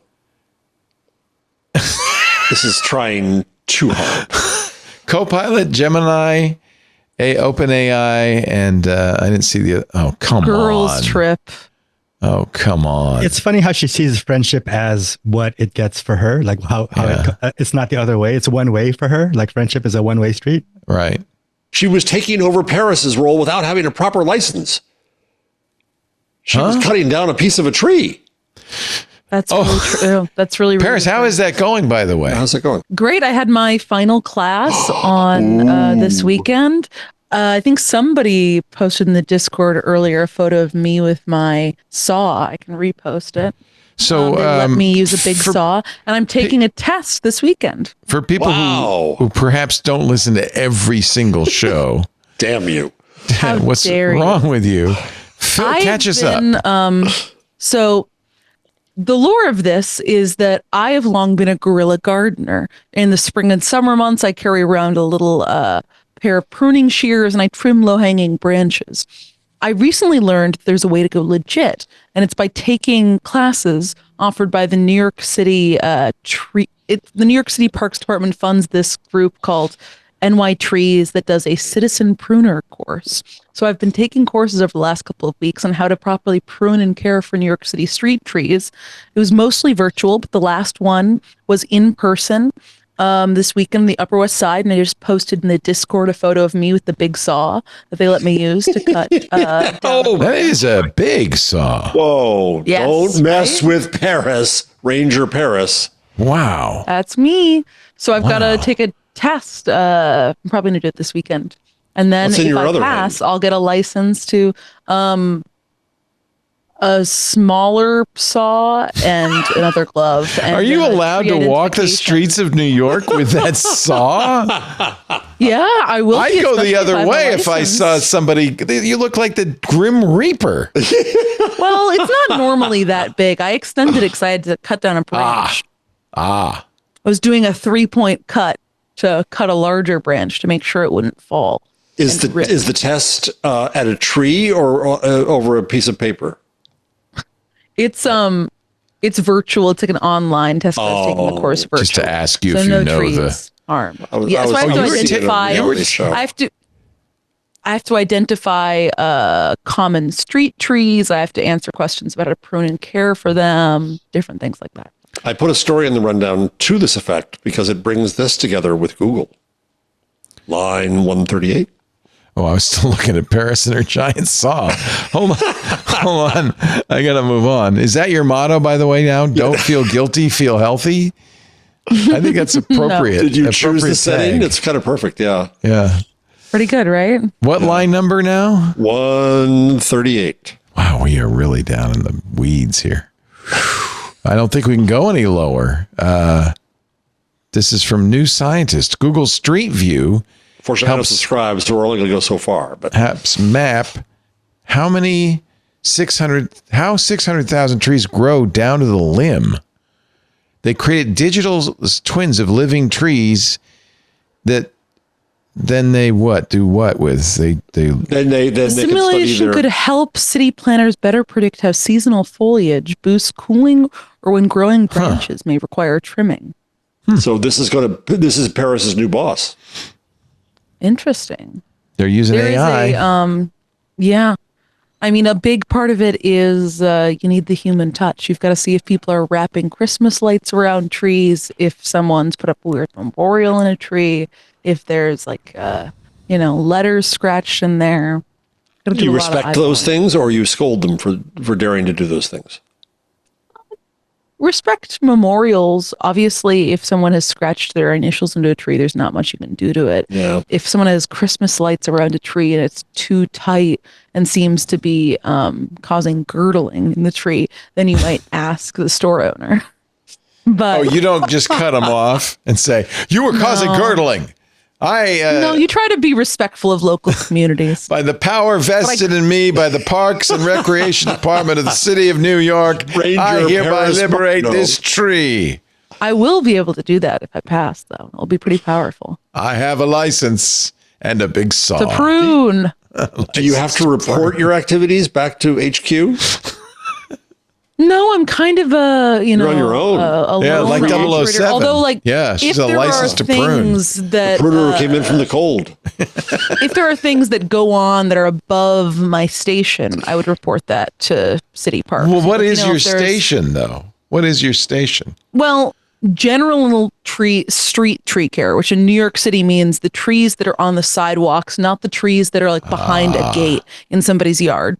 Okay. And the station, I mean, anything in regards to the tree. Is it, healthy? Does it have pests? Are there like suckers growing out of it, which is like a type of branch that is kind of unhealthy for it? If an offending branch is like too wide though, like if it's like, I don't know, that wide, it branch thou offendest me. Do you think there's a certain call to the Parks Department? A synergy between the fact that you have a license to prune and you're on a show called Twig? Oh, I hadn't even thought about that. No. Oh, yeah. Twig, a license to prune. That's huge. Yeah. So somebody really needs all coming together. Somebody needs to help Chris Wallace here. He is quitting CNN to pivot to streaming and podcasting. He says because he wants to be where the action seems to be. Who wants to tell him? Yeah. Well, no, what happened is I'm forgetting who reported this. CNN, his contract renewal, gave him a pay cut. Oh. So he is getting 7 figures, which if my math is correct, is at least $1 million. Wasn't he going to be a star of the CNN streaming thing before? Oh, that's right. That one? Probably. Yeah, that's right.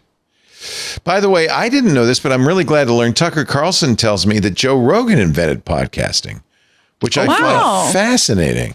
Oh, good for him. Did you see the stories about Tucker Carlson and the demons? Wait. It was in my notifications, actually. Apple Intelligence. Wait, what? Filled me in. He says that he woke up bloodied because demons had attacked him. Scratched him, yeah. Oh, that happens to me all the time. He has 4 dogs. Gizmo. Yeah, the dogs are on the bed, interestingly. So maybe it wasn't. Demon dogs. Tucker Carlson says Joe Rogan changed American history by inventing podcasting. Oh my Lord. He created the genre of podcasting. There's no justice. There's no justice. There's no justice. None. Anyway, Chris Wallace, 77 years old, leaving behind a 7-figure God bless him. salary, according to the Daily Beast.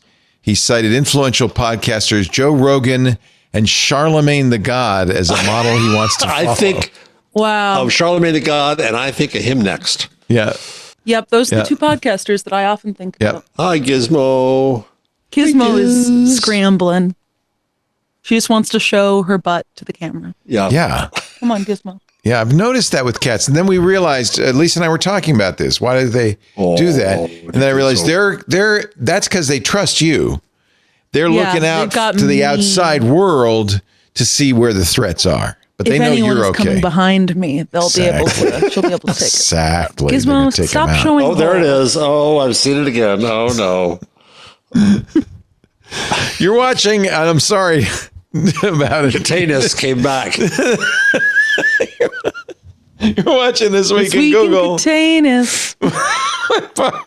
Did I make What that do the title of that advertisers show? say about that, Leo, about Containus? Would they like about not to be Containus? around that?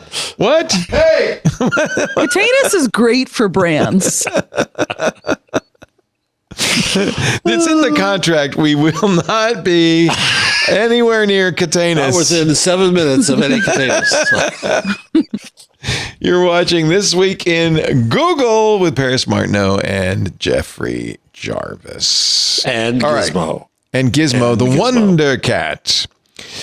I think just a couple more stories and we can wrap this up. Give me something that you think is important in this. Nick Carlson, the former top editor of Business Insider, is starting a new media company that, get this, is all Yes. about pivoting to video. Oh, He was all about specifically said, Paris, short- not to say pivot to video. Oh, I'm so sorry. It's about short form video. Yes. For dynamos. And Carlson says, quote, "We're not pivoting to video. We're cannonballing into the deep end of video." oh my God. And So Leo says, don't come in, the water's not warm. he is clearly thinks is going to be on TikTok, right? This is why, by the way, you can't get rid of TikTok. No. The new company, Dynamo, is betting big on the growing popularity of video on platforms like YouTube, TikTok, and LinkedIn. He wants to be an It will influencer. produce, quote, cinematic video stories for those platforms, focusing on So- business journalism for a core group of strivers and dynamos. No, this happens He's all the quick to time. assert. Wait, no. He's quick No, to no? assert that his company has more in common with Mr. Beast Of than it course they does do. Facebook Watch. Yes. So, don't This is count it so- out. This is so common where you get these mainstream media types like Chris Wallace Yep. and this guy, Nick Carlson,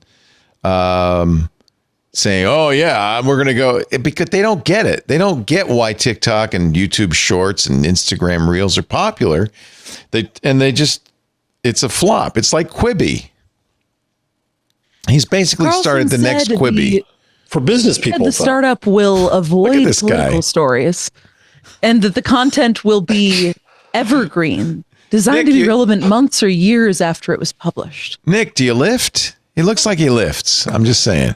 Probably Yeah. does lift. Yeah. Yeah, his trainer is probably. Here's his pitches for some videos that could be on Dynamo and Yeah. for Dynamos. 2 examples of Yeah. stories with memorable characters and great writing that could be illustrated by compelling footage. 1, how do massive container ships shrug off giant waves?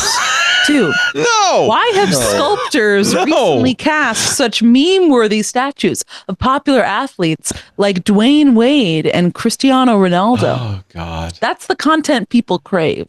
This is a brown-shoed square trying to find relevance in a media world that has left him in the dust. Good luck, Nick.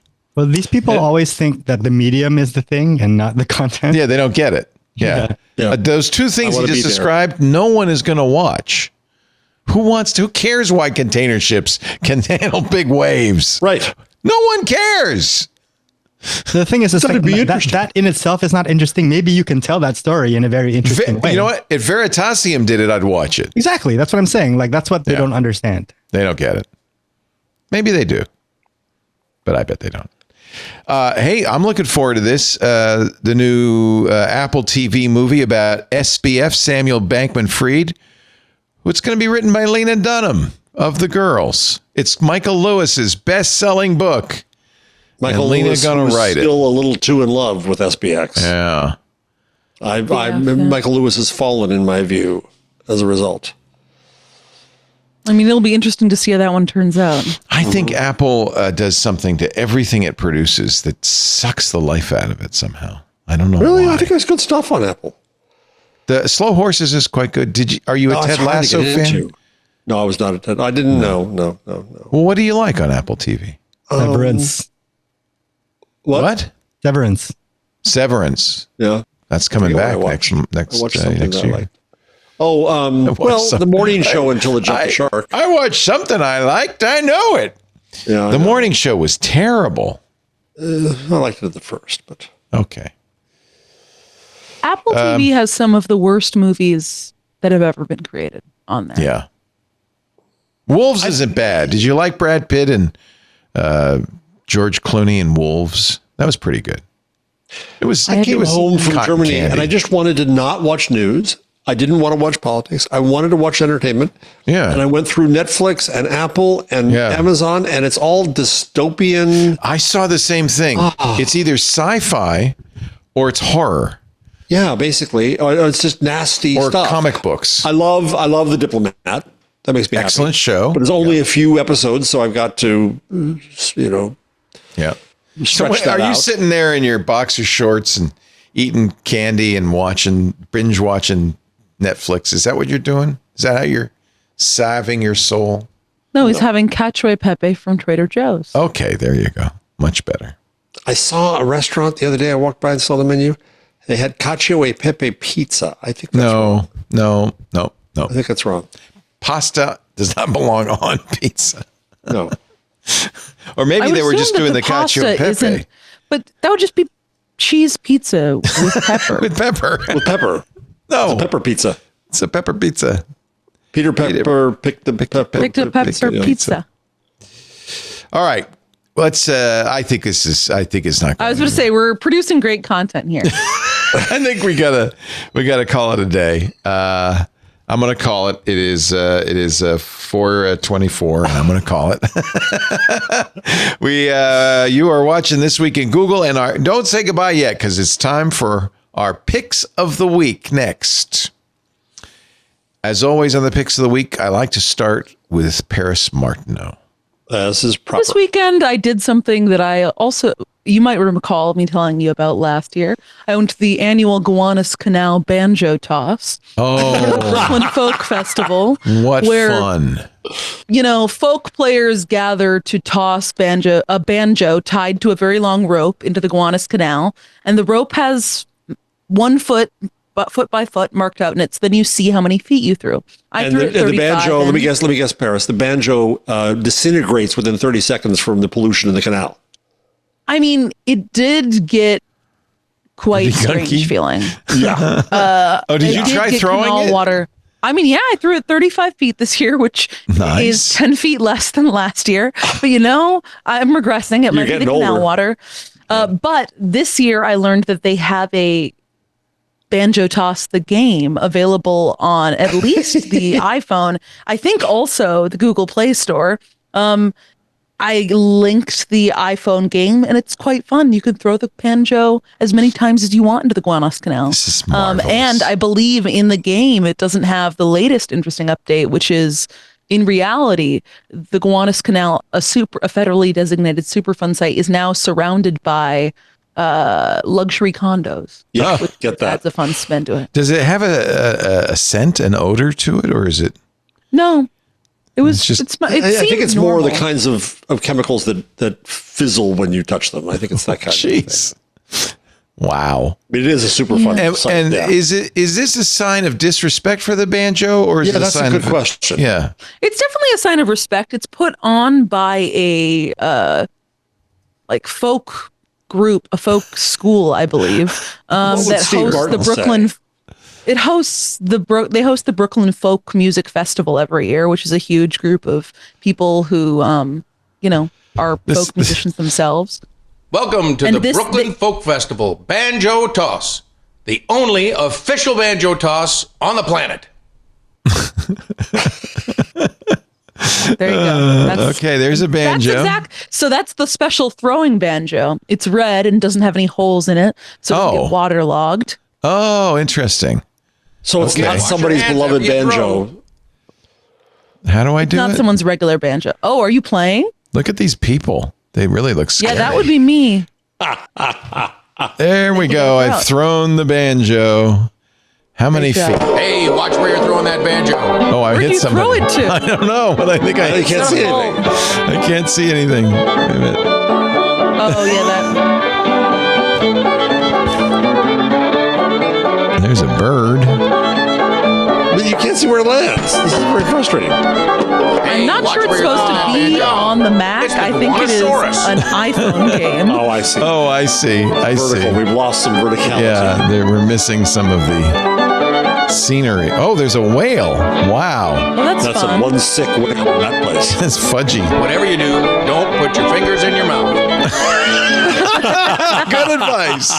If you're at the Brooklyn Banjo there you Toss, did it. 55 feet. I beat Whoa. your record. All right. Nice. Nice. So get out there and beat my record, guys. What fun. All right. That's a good game. I like it. Jeff Jarvis. All right, we got a few things. I'm fascinated by this story. We have Wonder. Do you have Wonders around you? Wonder. So Wonder Yeah. is a delivery kitchen. No. I Oh, pick no. up with like 20 different restaurants using names of various famous chefs. And you can order from, if you want pizza and Lisa wants Middle Eastern, no problem. You just order what you want from Wonder. You go pick it up or it's delivered It's to you. the same ghost kitchen, and they're all not real restaurants that exist. Oh, they don't exist exactly. outside of They're made Wonder. up. Oh. But Oh, it's really? good. I've had it once. Have you had But it? they've Paris? raised like hundreds of thousands of dollars, right? So this is like Mr. Beast's restaurant where it's just a real and real, pop-up. Good brand. Jose Andres puts his name to it. Oh, well, that's different. Right. Okay. And what's his name? The chef. I can't remember his name. So they just bought Grubhub for $650 million. What? Brief aside before we get into this too much, I think it's important to remember that the startup Wonder began life as a mobile kitchen and food delivery startup that would use custom-made vans to where if you wanted food from Wonder, they would park the van in your driveway, cook the food in the van, What? and bring it to you. And Needed a now it's pivot. buying Grubhub. So apparently Grubhub was owned by a company from the Netherlands Yep. called eattakeaway.com. Or Just Eat Takeaway. Or Just Eat Takeaway. Oh, yeah, I missed the Just. And they sold it for $650 million, which would sound to me like a lot of money. However, what did they pay for it, Leo? $7.3 billion just Oh 4 my years ago. God. So it's a little bit of a fire sale. It is. It is indeed. Wonder. So we have new ones coming around me. Have you eaten there? Eaten from there, Paris?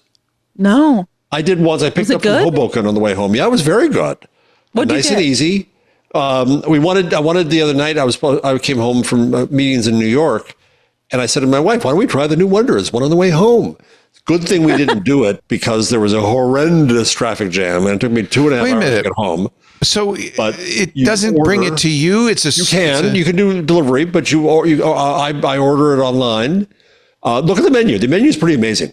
Go to So Wonder. the menu for the one near me has wing trip, which is wings, comida lime salt fresca, or I guess maybe it's just called lime salt. It's a Mexican place. Royal greens, salad, street bird by Marcus Samuelson.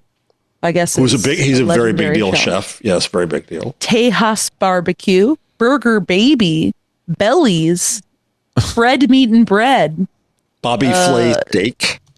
I mean, yeah, Bobby Flay steak. It goes on at room for dessert. Okay, Defara Pizza's in here, which is a real restaurant. Yeah. That I guess. It says we don't currently deliver to your address. So No. I can't get Wonder here in California. We have the Petaluma food taxi. That's our local. Let's see locations. Where are they? So they're all over Manhattan. New York, New Jersey, Pennsylvania, Rhode Island, Connecticut so far. Well, Rhode Island, that could be good if I can get it from my mom. Wait, so what did you get from there, Jeff? I just got some hummus, and I think I got a chicken hero sandwich. So I'm confused. So when they say confusing. they've My got wife was Wing Trip, overwhelmed. is it from Wing Trip or is it a Wing Trip like? It's one kitchen, and they Wing Trip doesn't exist. There is no such thing as Fred's Meat and Bread. right. No, So they it's make just up these Wonder. restaurants, but it's an incredible variety of choice. It's kind of an interesting name. Yeah. It's like a diner. Wait a that minute. has So a there really is long no menu. Atlanta hotspot called Fred's Meat and Bread. That's just something Maybe they there made is. up. Let's look it up. Is there a Fred's Meat? It's kind of like Amazon, fake Amazon. It says they partner with world-renowned. Yeah, I It's think so there actually might bizarre. be. I don't know. Well, Yep. Okay, yeah, there is in 99 Atlanta. Krog Street, Atlanta.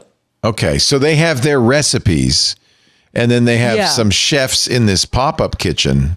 Well, yeah, who are trained. I mean, actually, many it kind recipes. of it makes sense. Except that was the problem Mr. Beast had, is that the quality was all over the place because they don't. Well, because Mr. Beast just did a crappy deal. This is good stuff. And It's good. Yeah, They say it's a Wonders food hall. the Mainstay by Mark Murphy is sold out of mussels for the day. I don't know if I would pick up mussels. I don't know. No, I wouldn't. But I think it's interesting that they're sold out of them. Maybe they never had them. Yeah. Yeah. I had lunch yesterday with a friend in the new Moynihan Train Hall in New York, under the old post office by Penn seats? Station, and it's nice. And I thought, sushi, train station sushi is just one little baby step ahead of gas station sushi. I think. No, You missed an important fact. Wonder's CEO is Mark Lohr. who is? He was the president and CEO of Walmart from Jeez. 2016 to 2021 because Walmart bought his company, Jet. Remember Jet? Oh, yeah, They were trying to compete with Amazon. He founded Jet to compete with Amazon. I think he was a former. That's right. He started diapers.com, which Amazon basically undercut until they couldn't afford to go on and then bought them for a song.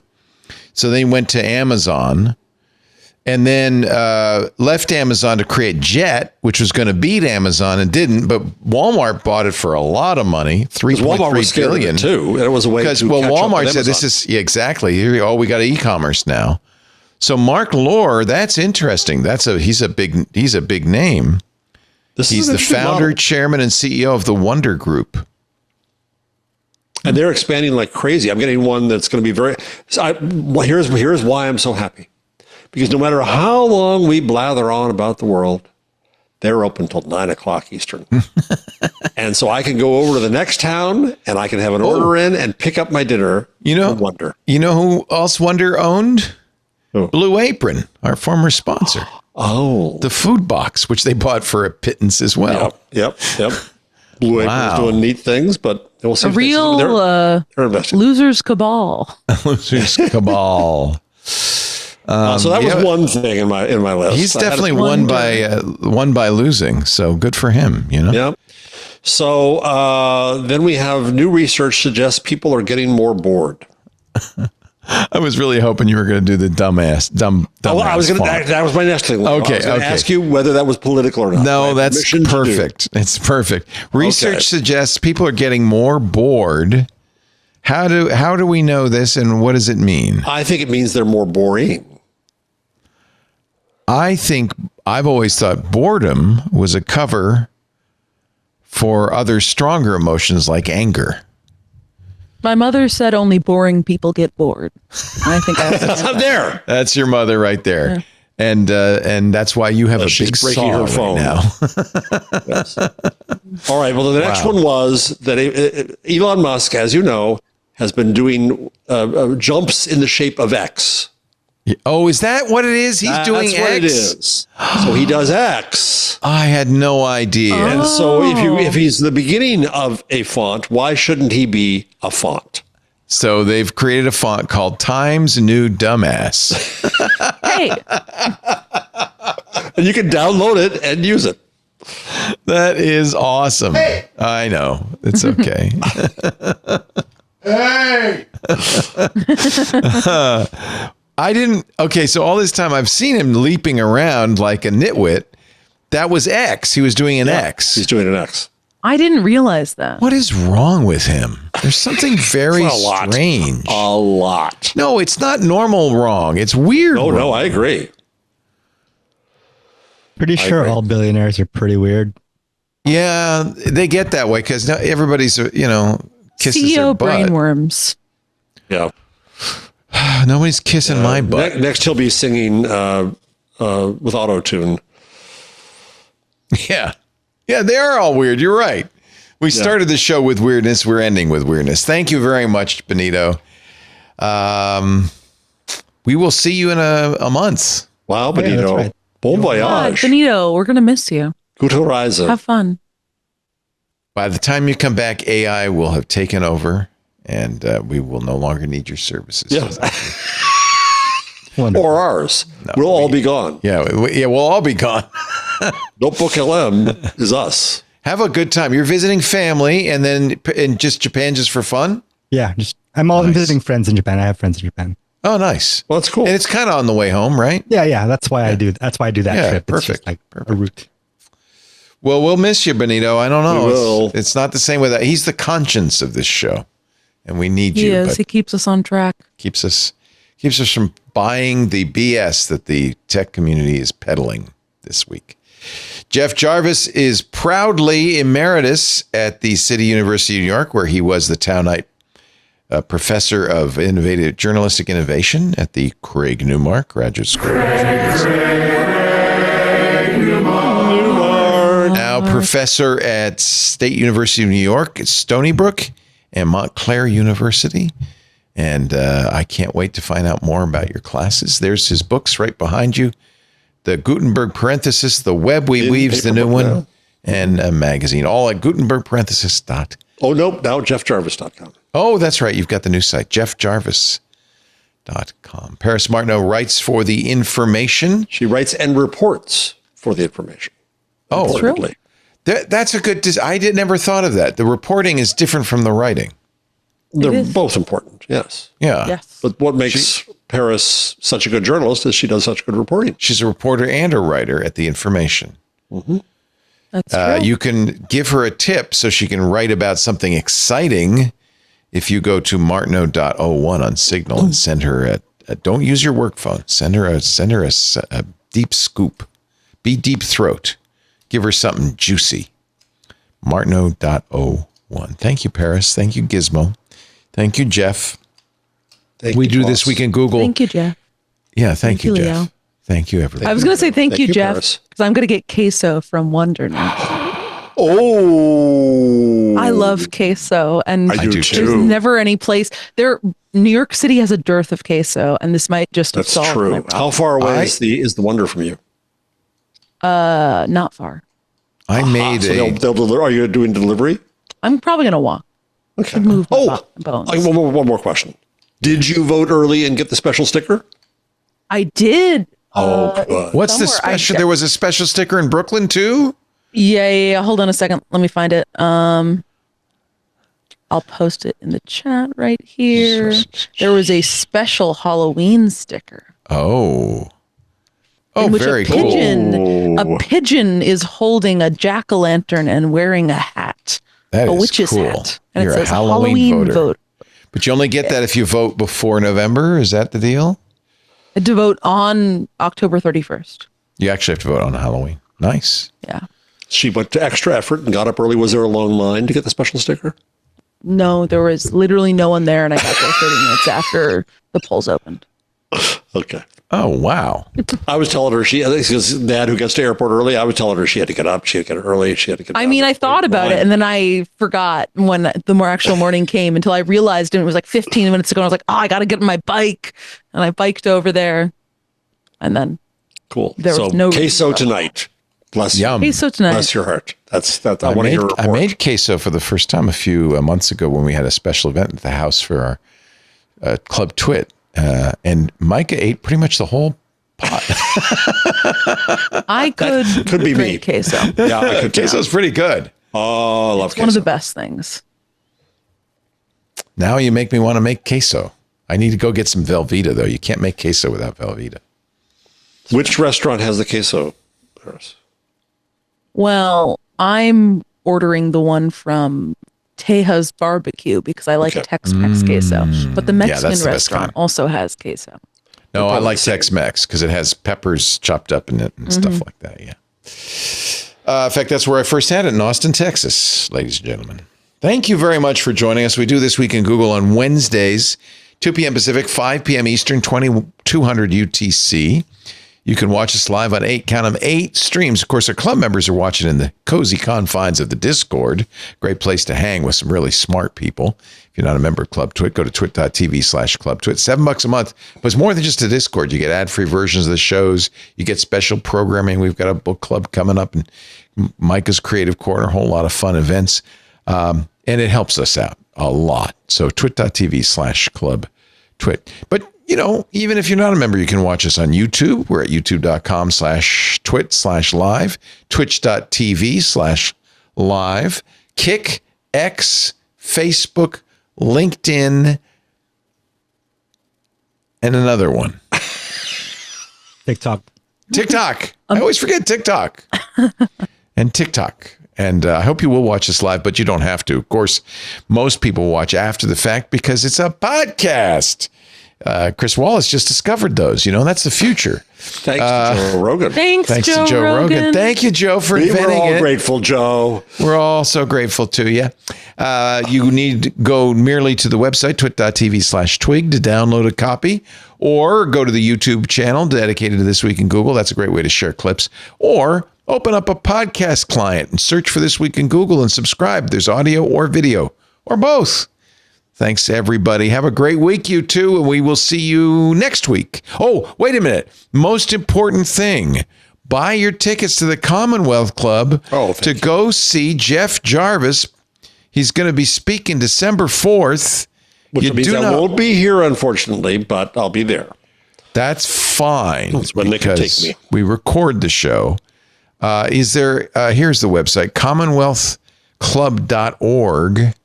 And it is event number, it says in the URL, but I can't remember. Just search for this, How We Reclaim the Internet. Absolutely want to go. That's fantastic. Everybody should go to that.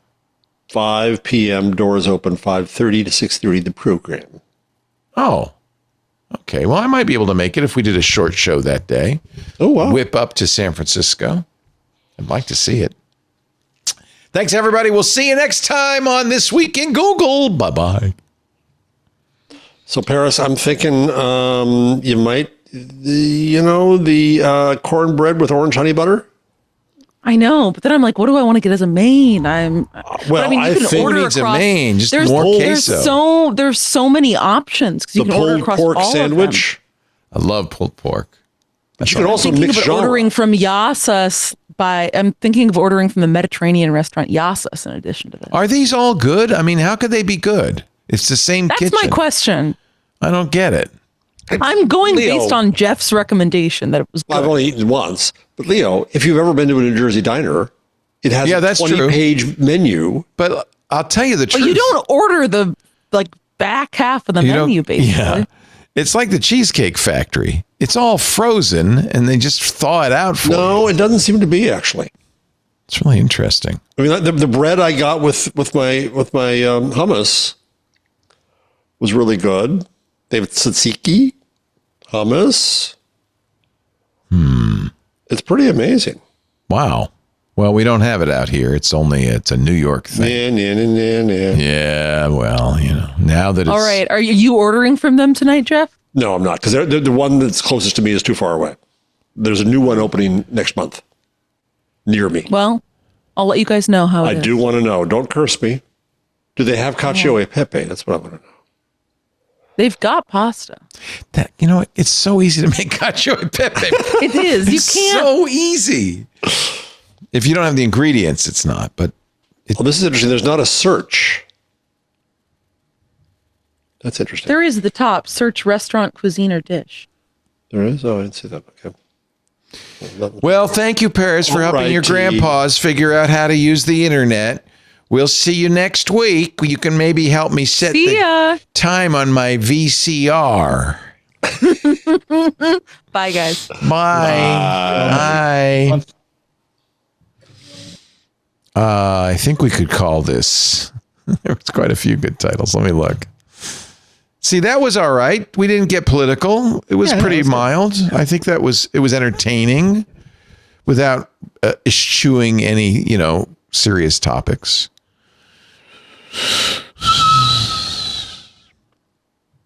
Pounding my schnitzel. I love queso. CEO brainworms. Times New dumbass. Only boring people get bored. Losers cabal. Sucks the life out of it somehow. The pruner who came in from the cold.